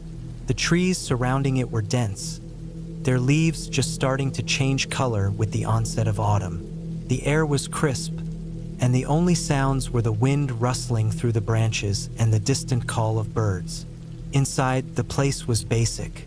There was a wood-burning stove in the living room, a couch covered in faded fabric, and an old wooden table with mismatched chairs. It wasn't luxurious, but it felt comfortable. I unpacked my things, mostly books, a few changes of clothes, and some food, and set to work lighting the stove. As the fire crackled to life, I felt a strange sense of satisfaction. I was alone, and for the first time in months, I didn't have to worry about anything. The first evening passed without incident. I cooked a simple meal, read a bit, and eventually went to bed. I fell asleep easily, lulled by the sound of the wind outside and the warmth of the fire. It wasn't until the early hours of the morning that things started to feel off. I woke up to the sound of a door creaking. I lay still in the darkness, straining my ears, but I couldn't tell where it was coming from. The wind or something else. The cabin was small, and all the doors and windows were closed. But the sound was unmistakable, and it felt too real to be the wind. I waited, heart pounding, listening. The air felt heavier now, colder, even though the stove was still burning. I couldn't put my finger on it, but something had changed. I decided to get up and check. I grabbed my flashlight from the bedside table, flicked it on, and stood up. The floor creaked under my feet as I moved toward the stairs. It was pitch dark, the only light coming from the faint glow of the stove downstairs. I made my way down slowly, the beam of my flashlight cutting through the darkness in front of me. When I reached the bottom of the stairs, I stopped.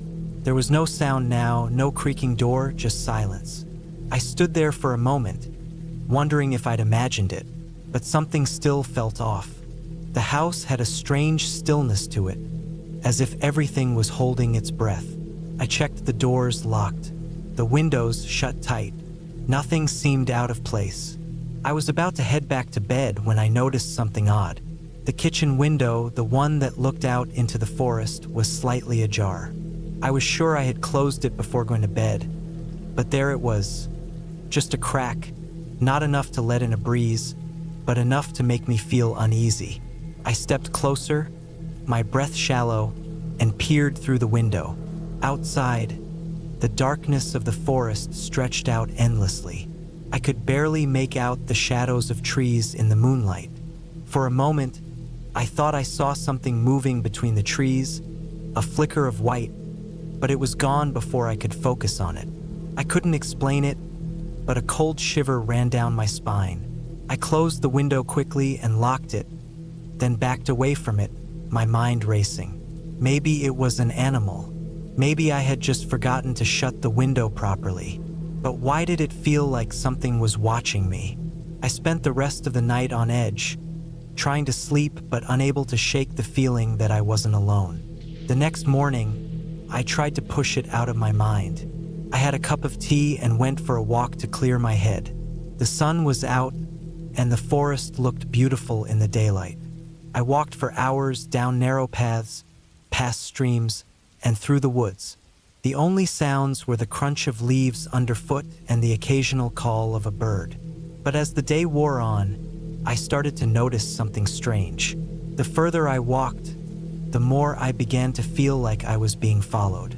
Every time I stopped, I would hear something, a twig snapping, the rustling of leaves, just out of sight. I turned around several times, but each time there was nothing there. Still, the feeling didn't go away. By the time I made my way back to the cabin, the sun was beginning to set again. I was exhausted, mentally and physically, but I tried to shake off the unease that had settled over me. I cooked a simple dinner, but I couldn't stop looking over my shoulder. The feeling of being watched hadn't left. That night, I didn't sleep well. Every noise seemed amplified in the stillness of the cabin, and I kept waking up, my mind racing. But nothing happened. No doors cracked. No windows were opened. It was as if the house itself was holding its breath. On the third day, I decided to leave the cabin. I figured a day trip to one of the nearby towns would help me clear my head. I packed a bag, locked up the house, and set off in my car. The drive was peaceful at first, but as I neared the edge of the forest, I felt it again, that strange sense of being watched. I shook it off, telling myself it was just my imagination running wild. I had been alone for too long. Maybe I was just starting to crack.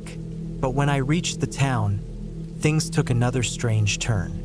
I went into a small shop to grab some supplies, and as I was paying, the elderly woman at the counter gave me a long, appraising look.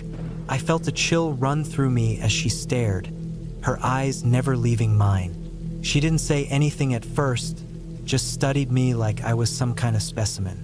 "Stay out of the woods, dear," she finally said, her voice low and steady. "There's something out there. You don't want to go looking for it." Her words hit me like a slap, and I left the shop quickly, my heart pounding. It wasn't just the warning, it was the way she said it, as though she knew something I didn't. I drove back to the cabin feeling more unsettled than ever. The sun was setting again by the time I arrived, and I locked the car and hurried inside, more determined than ever to stay inside for the rest of the evening. But the feeling of unease wouldn't leave me. It followed me through the house, clung to the walls, and settled into my bones. The stillness was deafening. As night fell, I sat in the living room, staring into the fire. The flames danced, casting long shadows on the walls, but all I could hear was the thudding of my own heart. I felt like I was being watched, and for the first time since I arrived, I regretted coming here. The cabin, which had once felt like a retreat, now felt like a trap. That's when I saw her. She was standing just outside the window, her pale face pressed against the glass. At first, I thought it was my mind playing tricks, but when I blinked, she was still there, staring at me with wide, hollow eyes. I froze. I couldn't move, couldn't breathe. Her hair was long, wild, and tangled, and her skin looked like it had never seen the sun. She was wearing a long, tattered dress, and her mouth hung open slightly, as if she were about to speak, but no sound came. I don't know how long I stood there, locked in place, but eventually, I managed to tear my eyes away from her and scramble to the door. I threw it open, my flashlight in hand, but when I stepped outside, there was no sign of her. No footprints in the dirt, no trace that anyone had been there. I searched the area, my breath coming in ragged gasps, but there was nothing. The woods were silent, too silent, and the moon cast long, eerie shadows across the ground. I went back inside, locking every door and window, convinced that I had just seen something that wasn't real. Maybe I was losing my mind, the isolation getting to me. The rest of the night passed uneventfully, and by morning, I was determined to leave. I packed up my things and drove out of the woods without looking back. I never did figure out who the woman was or why she was watching me, but something tells me I wasn't meant to know. Some things, I think, are better left unexplained. It's been years since I left that cabin, but I still get the occasional shiver when I think back to that night. I never went back to the Lake District. The memory of that woman, standing in the window, still haunts me. The woods have a way of making you feel small, insignificant, like you don't belong.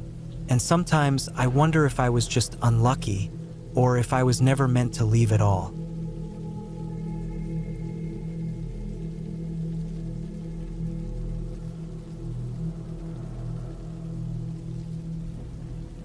The wind howled through the trees outside, a mournful, biting sound that made the cabin creak in response.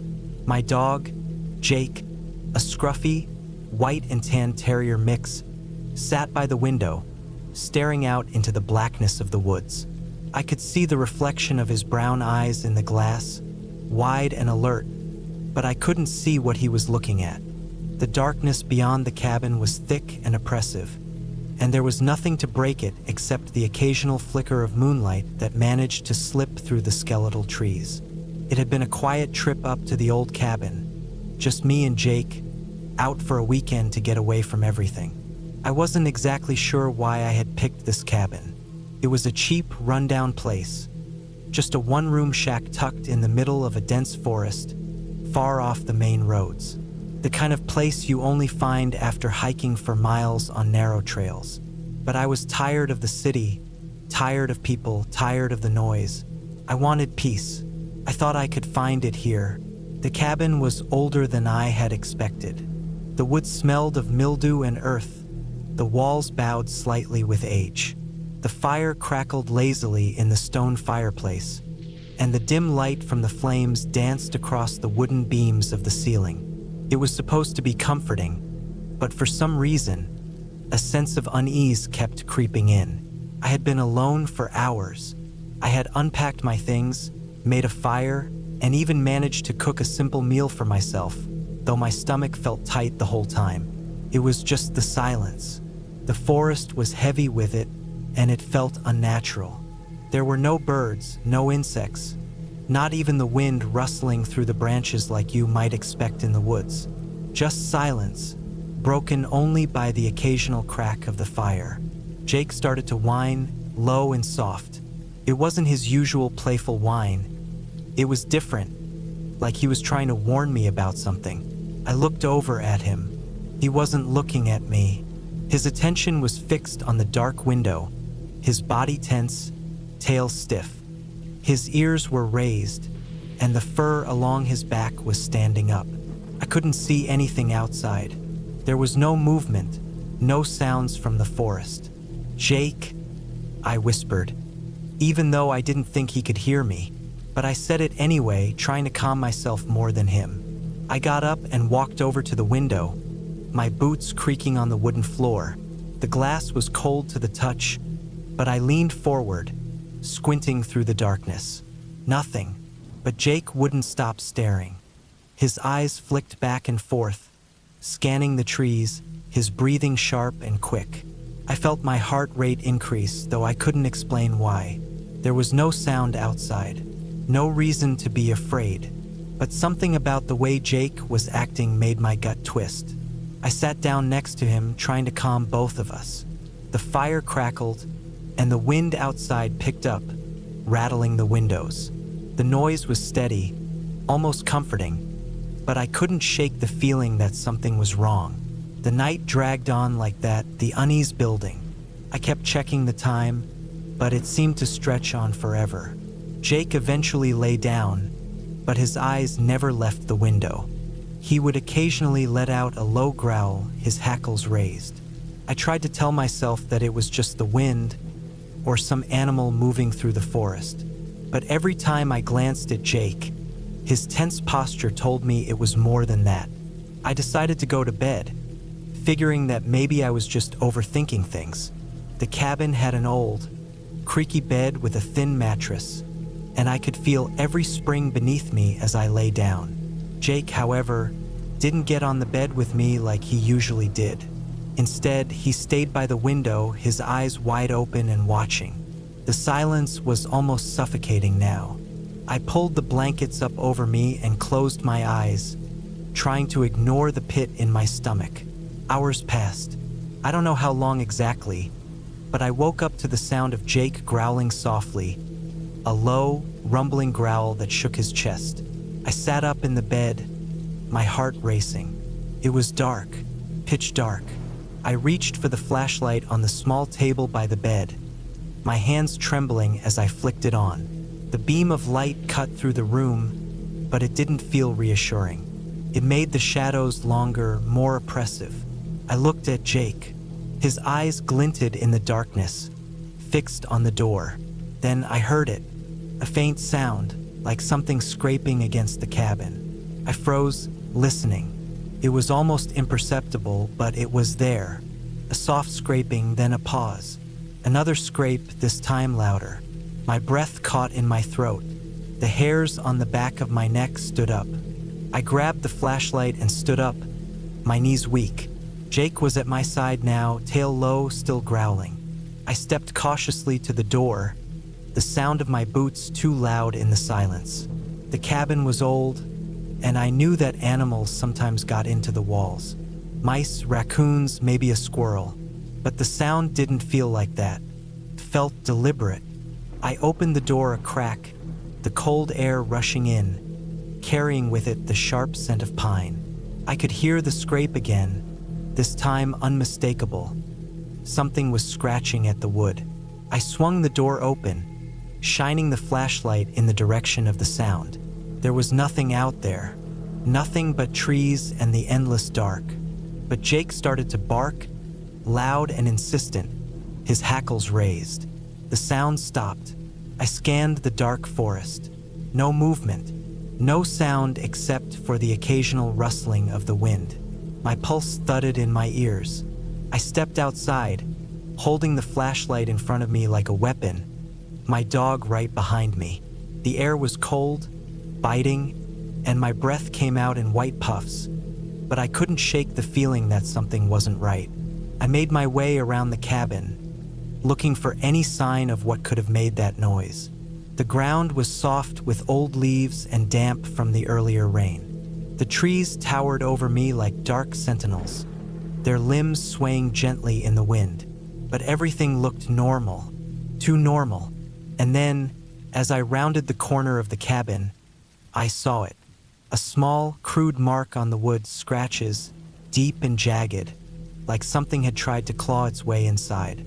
My breath caught in my throat. This wasn't just an animal. This was deliberate.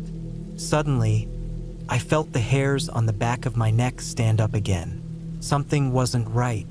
I could feel it now, deep in my gut, a sense of being watched, being hunted. Without thinking, I turned to Jake and started back toward the door. I wasn't staying out here any longer. But as I reached for the door, I heard the unmistakable sound of footsteps behind me. Heavy, deliberate footsteps. Someone or something was out there.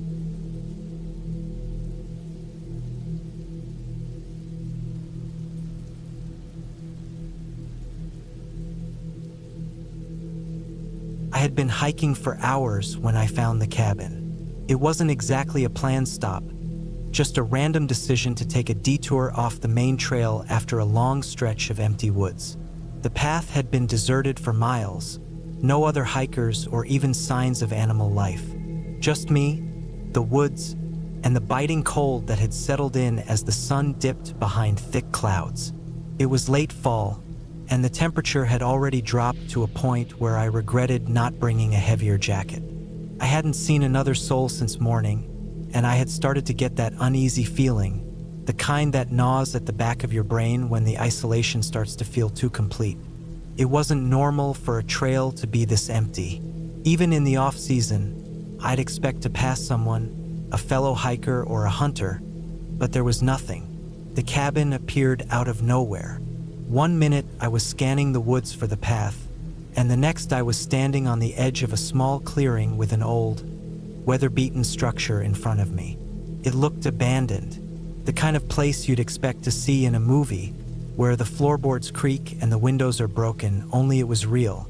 I didn't know why I was drawn to it, but maybe it was because the cold was biting so hard I thought I might freeze if I didn't find some shelter soon. The wind had picked up, whipping through the trees and sending a chill through my bones.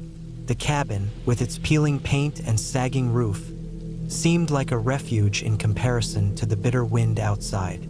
I pushed open the door, and it creaked loudly, the sound echoing across the clearing. Inside, the cabin smelled musty and damp, like it hadn't been touched in years. There was a fireplace on one wall, but it had long since gone cold. The floor was covered in dirt and leaves, and there were bits of broken furniture scattered around, like someone had just left in a hurry. I stepped inside cautiously, feeling a shiver run through me. There was something unsettling about the place, but I couldn't put my finger on it. Maybe it was the fact that the air felt stale, like it hadn't been disturbed in a long time, or maybe it was the strange silence that hung in the cabin. No creaks of the woods settling, no distant sounds from the woods outside, just silence. I set my backpack down and checked my phone. No signal. I'd been out of range for a while, but it still felt unsettling. I'd have to wait until morning to get back to the trailhead. As I looked around, I started to notice more details. Scratches on the wooden walls, broken glass in the corners, what looked like the remains of an old fire pit in the middle of the floor. There was something off about it all. I tried to shake the feeling. I had a fire to start, and at least I could warm up. I rummaged through the cabin, finding old, dry wood by the back door. It was cold and hard, but I was able to gather enough to get a fire going in the hearth. As the flames crackled to life, I felt a bit more at ease. The light flickered and danced across the cabin, throwing strange shadows across the walls. I sat near the fire, pulling my jacket tighter around me.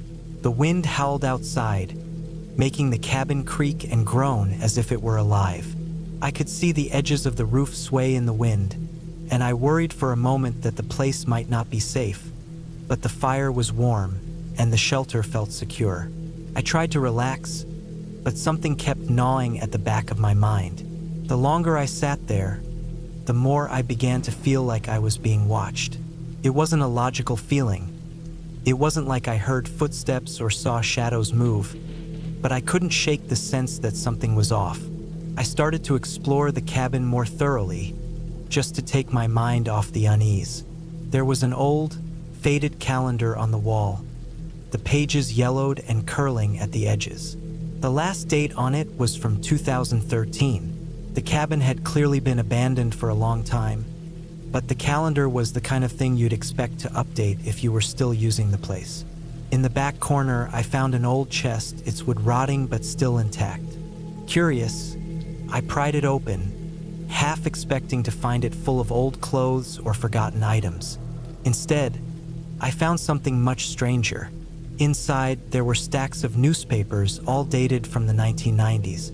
They were carefully folded, like they had been placed there on purpose.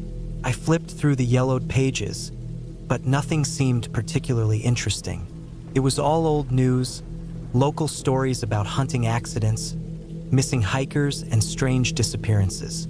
As I dug deeper, something caught my eye, an article about a family that had gone missing in these very woods.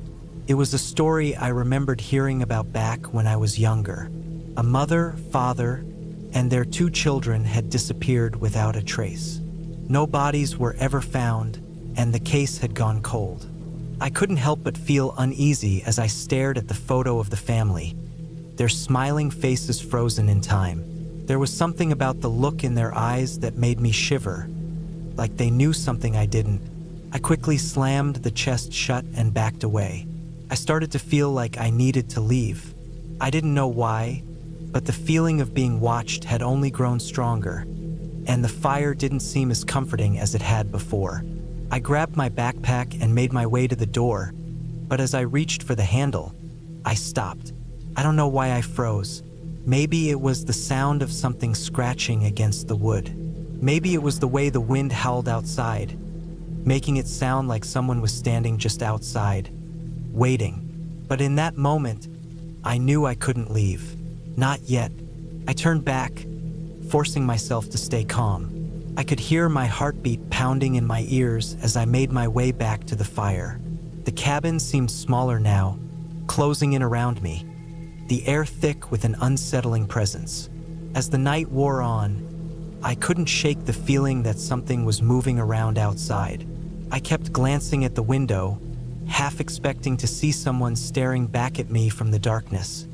But there was nothing, just the wind howling through the trees. I stayed up late, watching the fire burn low, my thoughts racing.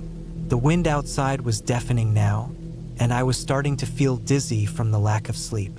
I could hear the cabin creaking and groaning, and I swore I could hear something else too. A faint scratching sound coming from the walls. The fire had burned down to embers by the time I decided I needed to sleep. I moved my backpack over to the corner of the cabin, curled up under my jacket, and tried to close my eyes. The sounds of the wind, the creaking, and the occasional scratching kept me awake, but eventually, exhaustion overcame me. It wasn't until the middle of the night that I woke up. The scratching sound was louder now, closer, like it was coming from just outside the cabin. I sat up, heart pounding in my chest, and tried to make sense of the noise. It wasn't the wind, it was too rhythmic, like something was trying to get in. I grabbed my flashlight and crept toward the door, my mind racing. The cabin was silent now, but I couldn't shake the feeling that something, or someone, was out there. I shone the flashlight through the crack in the door, but there was nothing. Then I heard it, a thud, faint but unmistakable. I didn't wait to find out what it was. I grabbed my things and bolted from the cabin, not looking back until I was safely on the trail. I don't know what happened in that cabin. I don't know if anyone had ever lived there or if it was just a forgotten place. But I do know one thing for sure. Whatever was out there, whatever made that noise, wasn't something I ever wanted to find out about. The hike back to civilization felt like the longest of my life, but I made it. The wind, the isolation, and the dark, hollow silence of that cabin had all been too much. I never went back. I don't think I ever will.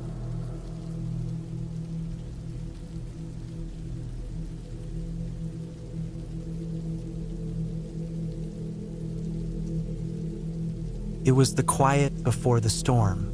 Not a literal storm, though the weather was grim, as it usually was in these parts, but something deeper.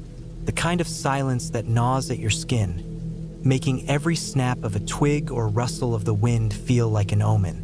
I've been out in these woods before, but something about this place, this cabin, felt different. I remember the first time I saw it. I had been driving for hours, winding my way through a series of narrow, winding roads that ran through the middle of nowhere. I wasn't really headed anywhere specific. It was late fall, and the trees had turned, their leaves now piled along the sides of the road like the remnants of something long forgotten. The smell of damp wood and earth filled the air. It was on a stretch of road that I had never driven before when I saw the cabin. From the distance, it seemed like an ordinary, rundown shack. Not unusual by any means, considering how many old places littered the landscape. But there was something off about it. The windows, for one, were completely shattered, with jagged glass still hanging in fragments, like teeth left behind from a violent bite. I needed a place to crash for the night, and it seemed as good as any, so I pulled off the road. The fact that the place was so secluded made me a little uneasy, but I told myself I was just being paranoid. The world had always seemed smaller when you're alone in it. I had never actually considered staying in the cabin until I saw it. The heavy, dark windows staring at me like cold, dead eyes. There was something inviting about it, but also something desperate. I felt an odd urge to investigate it, to figure out if this place was even habitable. It wasn't far off the road, nestled in a small grove of trees, half hidden from sight. Could have been abandoned for years or maybe even decades. I parked my truck and stepped outside, the air crisp and sharp as it bit into my skin. I gathered my bag, the one I always kept packed with essentials: water, a flashlight, a first aid kit, and approached the cabin slowly. The old wood creaked underfoot, and a faint smell of mildew hit me as I got closer. The door was half open, a rusty doorknob hanging crookedly. There was something about it that didn't sit right. I hesitated, my hand on the doorframe, but I was too tired to care. I pushed it open with a groan. The interior was dark, lit only by the pale light coming through the shattered windows. Dust motes floated in the air, and the floor was covered in a layer of old leaves and dirt. Broken furniture was scattered about. An old chair with its stuffing hanging out, a cracked coffee table, and a couch that had seen better days. I stepped inside, and the door swung shut behind me with an eerie thud. The temperature inside was cold, but not unbearable. I tossed my bag onto the couch and decided to explore the place, searching for anything useful. The main room was small, no more than a living room and kitchen area combined. There was a narrow hallway that led deeper into the cabin, but the light from the windows only reached so far. I decided to check out the hallway. The air smelled damp, the walls covered in peeling paint. At the end of the hall was a door, slightly ajar. It led to what I assumed was a bedroom, but before I could open it fully, a strange noise stopped me, like something scraping against the floor. I froze. The sound didn't make sense. It was too deliberate, too unnatural. For a moment, I told myself it was the wind. It had to be. I turned the knob slowly and pushed the door open with caution. Inside, the bedroom was in worse shape than the rest of the cabin. The bed was broken, the mattress a moldy mess on the floor, and a large, cracked mirror hung crookedly on the wall. In the corner of the room, next to the bed, was a small wooden box, oddly out of place amidst the decay. Couldn't resist. My curiosity got the better of me. I moved over to it and knelt down, brushing off the dust. The box was locked, but the key was hanging on a string, placed on top of the box as if inviting me to open it. With trembling fingers, I turned the key. Inside was a pile of papers, yellowed with age, and a small, jagged shard of glass. The shard was strange, its edges so sharp it looked like it could cut through anything. I picked it up, feeling the cold, hard surface in my hand. The papers were old, some torn, some barely legible. But the ones I could make out mentioned something about the previous owners. A couple who had lived here years ago. They had disappeared, leaving everything behind. No one ever found them. The glass shard seemed to have some significance, though it was unclear from the notes. I shoved the papers back in the box and stood up, the shard still in my hand. Something about it didn't sit right with me. I turned to leave the room when I noticed something strange in the mirror. The reflection didn't seem to match the room. For a second, I thought I saw movement, but when I looked again, it was just my own reflection staring back at me. Still, the hairs on the back of my neck stood up. I left the bedroom quickly, my heart beating faster. I stood in the main room for a while, unsure of what to do next. I had the shard in my hand, but I couldn't shake the feeling that I was being watched. I checked the windows again, still shattered, still letting in the cold. I needed a fire, something to calm my nerves. So I set about gathering kindling and some old logs I found stacked outside. The fire was small but enough to keep the chill away. I settled into the old couch, watching the flames dance and crackle. My eyes kept drifting back to the shard of glass in my hand. There was something unsettling about it, but I couldn't explain why. The feeling of being watched didn't go away. As the night wore on, I began to feel the weight of the silence pressing in on me. The fire sputtered, casting long, dancing shadows on the walls. Every little sound seemed amplified: the wind outside, the creak of the wood, the crackle of the fire. And then I heard it, the unmistakable sound of something, or someone, scratching at the door. I froze. My breath caught in my throat. The scratching was slow at first, almost rhythmic, and then it stopped. Dead silence followed. I sat there, tense and wide-eyed. Should I leave? Should I check it out? My mind was racing, but my body didn't want to move. Slowly, carefully, I grabbed the flashlight from my bag and moved toward the door. My hand was shaking as I reached for the handle, the shard of glass still gripped in my other hand. I hesitated. Should I open it? What if it was some animal, or worse, someone playing a trick? I opened the door just a crack, enough to peer outside. The wind howled in, but there was nothing. Just the empty night and the sound of the trees swaying. Relief washed over me, but it didn't last long. I slammed the door shut and locked it. For a while, I just sat there in the dark, clutching the shard of glass. I didn't sleep at all that night. Every creak of the building made my heart race. Every gust of wind sent a chill down my spine. Something wasn't right. This place wasn't just abandoned. It was wrong. By morning, I had made my decision. I wasn't going to stay another night. I packed my things, the shard of glass still in my hand. The truck was still parked outside, but as I stepped out onto the porch, I noticed something strange. The cabin seemed different, almost as if it had shifted overnight. Felt colder. The air was heavier, like the world had been holding its breath. I didn't waste any more time. I drove off without looking back, the cabin growing smaller in my rearview mirror. Whatever had happened there, I knew I wasn't meant to be part of it. Later, I found out that the cabin had been abandoned for years, but that wasn't the strange part. The strange part was that, after I left, no one could find it again. It had simply disappeared. But that's a story for someone else. As for me, I never went back to those woods. Not once. Some things are better left unexplored.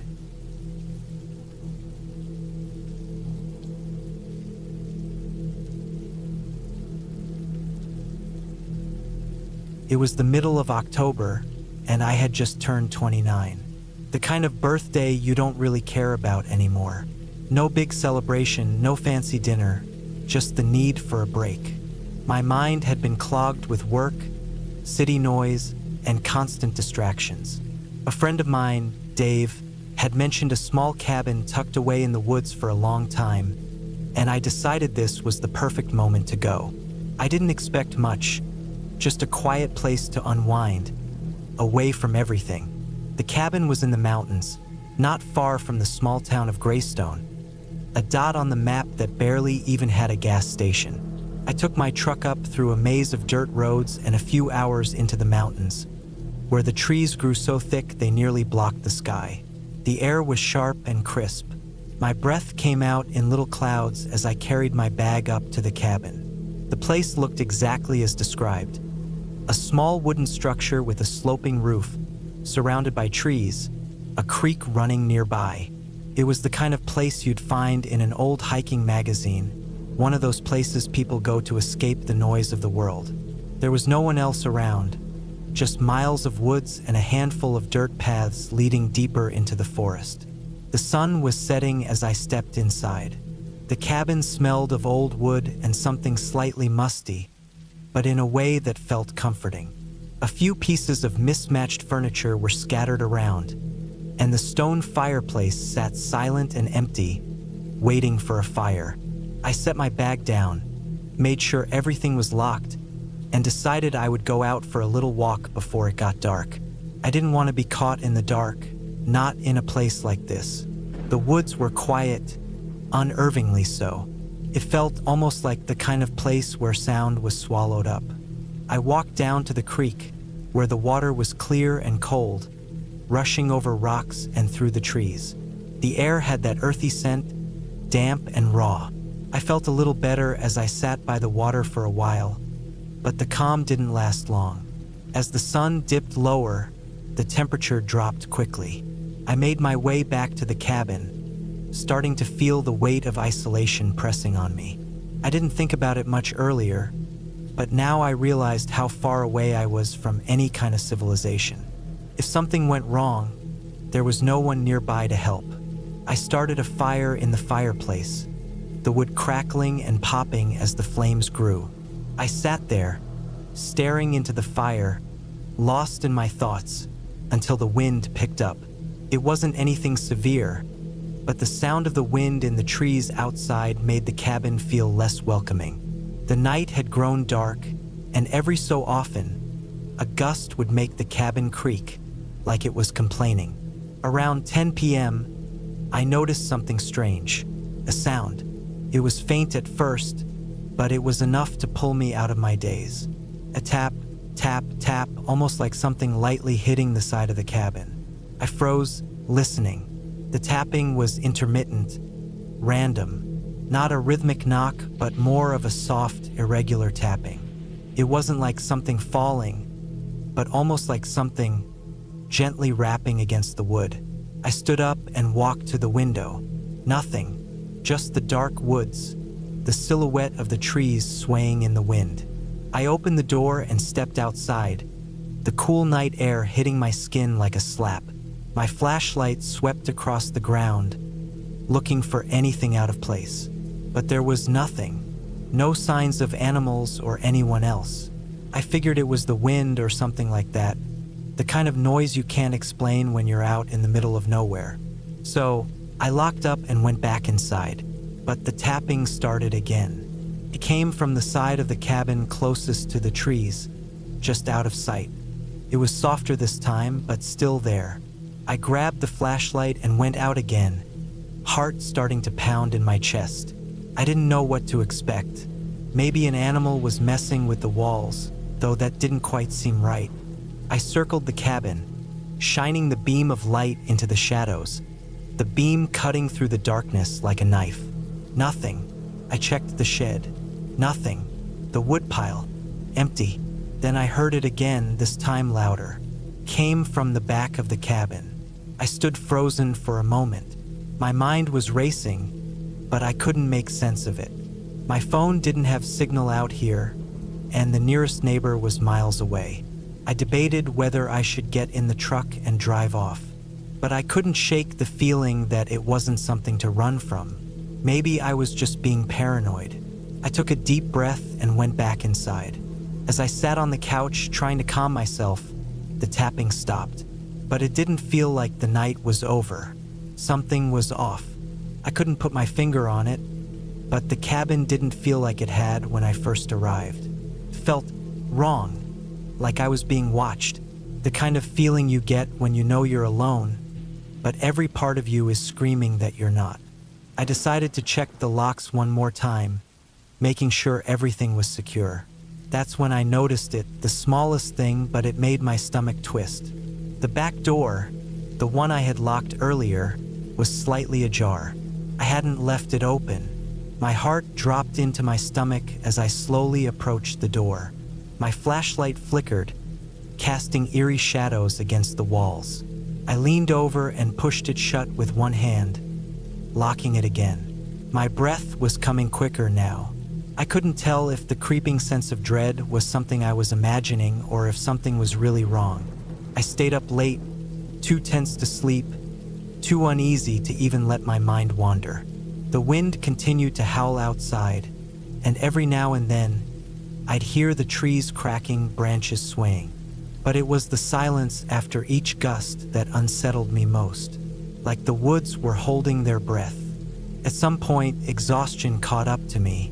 I fell asleep on the couch, the fire long since burned out. I don't know how long I was asleep, but I woke up with a start, sitting up so suddenly that it knocked the blanket off. My heart was racing again. Something had changed. I couldn't explain it, but the air in the cabin felt heavier, suffocating. I felt like I wasn't alone anymore. I quickly checked the windows, the door. Everything was still locked, but the feeling didn't go away. I had to leave. I grabbed my things, stuffed them into my bag, and practically ran to the truck. I didn't care if I left anything behind. I just had to get out of there. My hands were shaking as I started the engine. The headlights cut through the trees, illuminating the narrow, winding road back to the main highway. The further I drove, the more the tension in my chest eased, like a weight was finally lifting off me. I made it back to Greystone before dawn. The town was still asleep, the streets empty except for a couple of stray dogs wandering around. I found a small diner and sat there, trying to collect my thoughts. I ordered coffee, then another. The waitress gave me an odd look, probably wondering why I looked like I'd just seen a ghost. But I wasn't sure if I had or not. I couldn't explain the tapping. I couldn't explain the feeling of being watched, or how the door had been open when I knew I'd locked it. All I knew was that something had happened out there, something I couldn't put into words. Maybe it was just the isolation getting to me, but it didn't feel like that. The cabin was supposed to be a retreat, a quiet place to get away, but it became something else entirely. I never went back.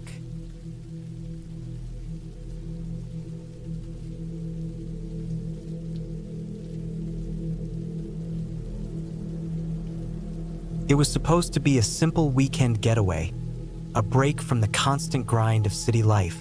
No distractions, no emails, no work calls. Just peace, quiet, and a little solitude.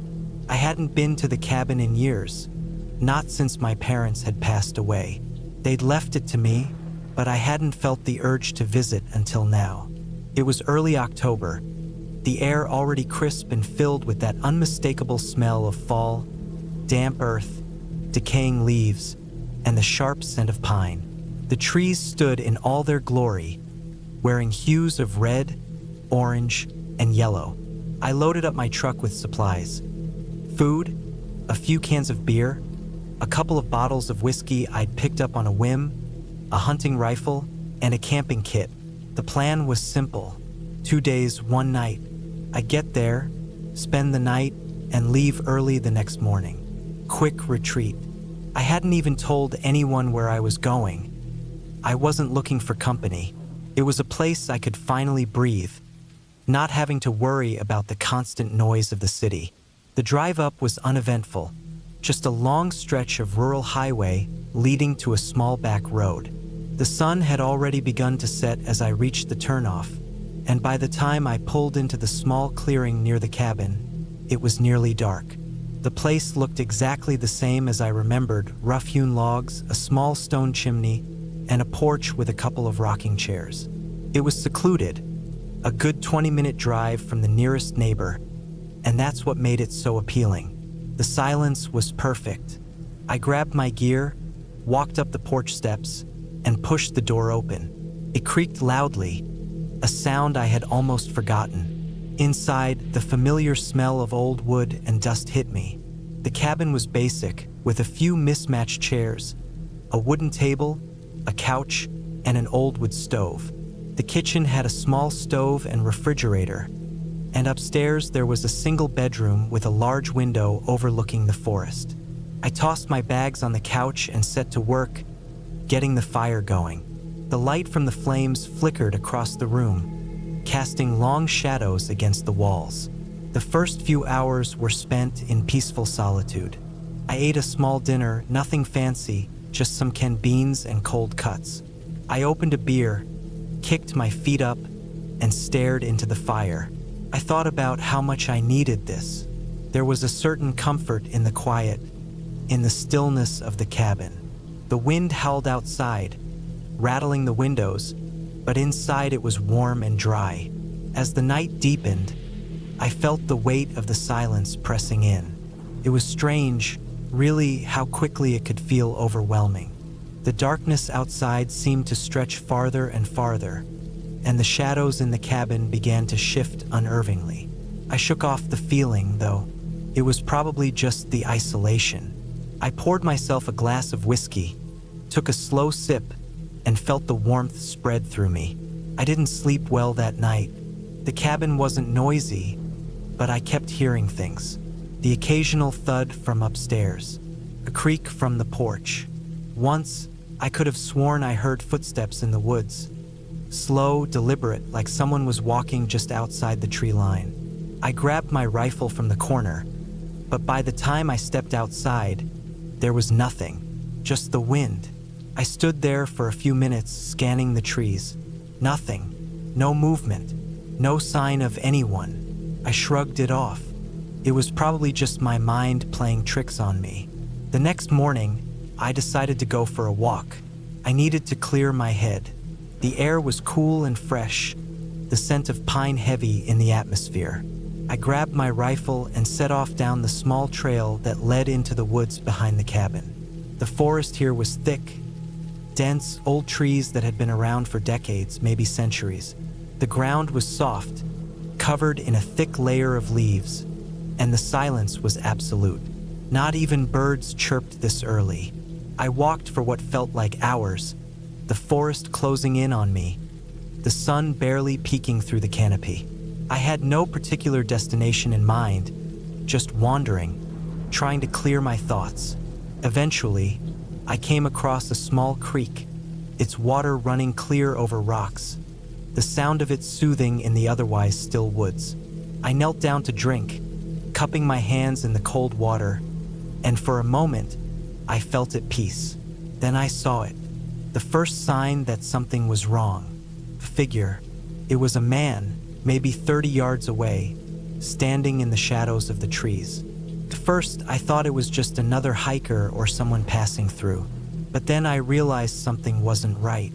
The way he stood there, motionless, didn't feel normal. I froze, my heart suddenly pounding in my chest. He was watching me. I could feel his eyes on me, even from that distance. I didn't move. I didn't speak. I just stared back at him, trying to figure out if I had seen him before, if he was someone I knew. But he didn't make a move, didn't even seem to blink. His stillness was unnatural. The longer I stared, the more I felt a sense of dread creeping over me.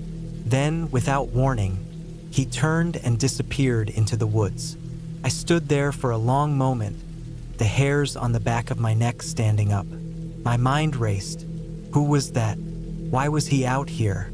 I scanned the area, my rifle in my hands now, but there was no sign of him. Just the woods, dark and silent. I took a deep breath and shook my head. Maybe it was just someone hunting, maybe a local who knew these woods better than I did. Still, the encounter left me uneasy. I made my way back to the cabin quickly, almost in a jog. When I got inside, I locked the door behind me and sat down at the table, staring out the window, my mind racing. I couldn't shake the feeling that I wasn't alone, that someone was watching me.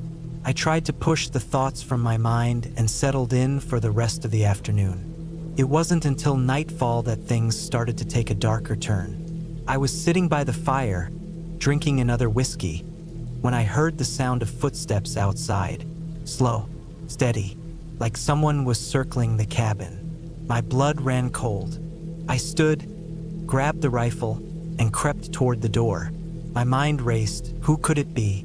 That man from earlier? Maybe someone else? The footsteps grew louder, closer. I couldn't see anyone through the small windows. I held my breath, listening, and then bang, the sound of something slamming into the door. Hard. My heart leapt in my chest. I swung the door open, rifle in hand, ready for whatever might come next. The porch was empty. I stepped outside cautiously, scanning the area. The wind was picking up, the trees swaying in the gusts. I could hear my own breathing, sharp and quick. I turned in a slow circle, checking the shadows of the trees. Nothing. The clearing around the cabin was empty, just the wind rattling the branches. But something was wrong. I could feel it deep in my gut. The hairs on my neck stood up again. I wasn't alone. I went back inside, bolted the door shut, and set the rifle down. I didn't know what to do. My mind kept racing, trying to piece together what was happening. The strange man in the woods, the footsteps, the sound at the door, but then a knock, soft, almost like a tap, but there, coming from the back window. I moved quietly, crouching down beside the window. I could see nothing out there in the darkness, just the trees, the shadows stretching long and twisted by the moonlight. I waited and waited, but the knock didn't come again. The night stretched on, and I couldn't shake the feeling that I was being hunted, that someone was out there, circling, waiting for the right moment to strike. The quiet was unbearable. Each sound of the wind, each rustle of leaves, seemed to echo in my mind. I didn't sleep that night. The morning light came slowly, casting pale rays over the forest, but it didn't bring the comfort I had hoped for. I wasn't sure if I should stay or leave, but deep down, I knew it wasn't safe here anymore. I packed up my things quickly, my heart pounding in my chest. As I stepped outside, I noticed something strange near the edge of the clearing. It was a footprint, fresh, a boot print deep in the soft earth, and next to it, a patch of disturbed leaves, as though someone had been crouching there, watching. I didn't wait to find out who. I grabbed my gear, jumped in the truck, and sped down the winding road. I didn't look back as I left the woods behind. When I reached the main highway, I finally let out a long breath. I was safe, but I couldn't shake the feeling that whatever happened out there, whatever I had felt, wasn't just in my head. It wasn't until I got back home and spoke to the sheriff that the pieces began to fall into place. He told me there had been a string of break-ins in the area, and the description of the man I saw matched a local who had gone missing a few days earlier. But what really chilled me was when he mentioned a nearby property. The owner had been found dead in his cabin, his throat slit. The case was still under investigation. I never went back to that cabin. I didn't need to. I had seen enough to know that sometimes the silence in the woods isn't just peace. It's a warning.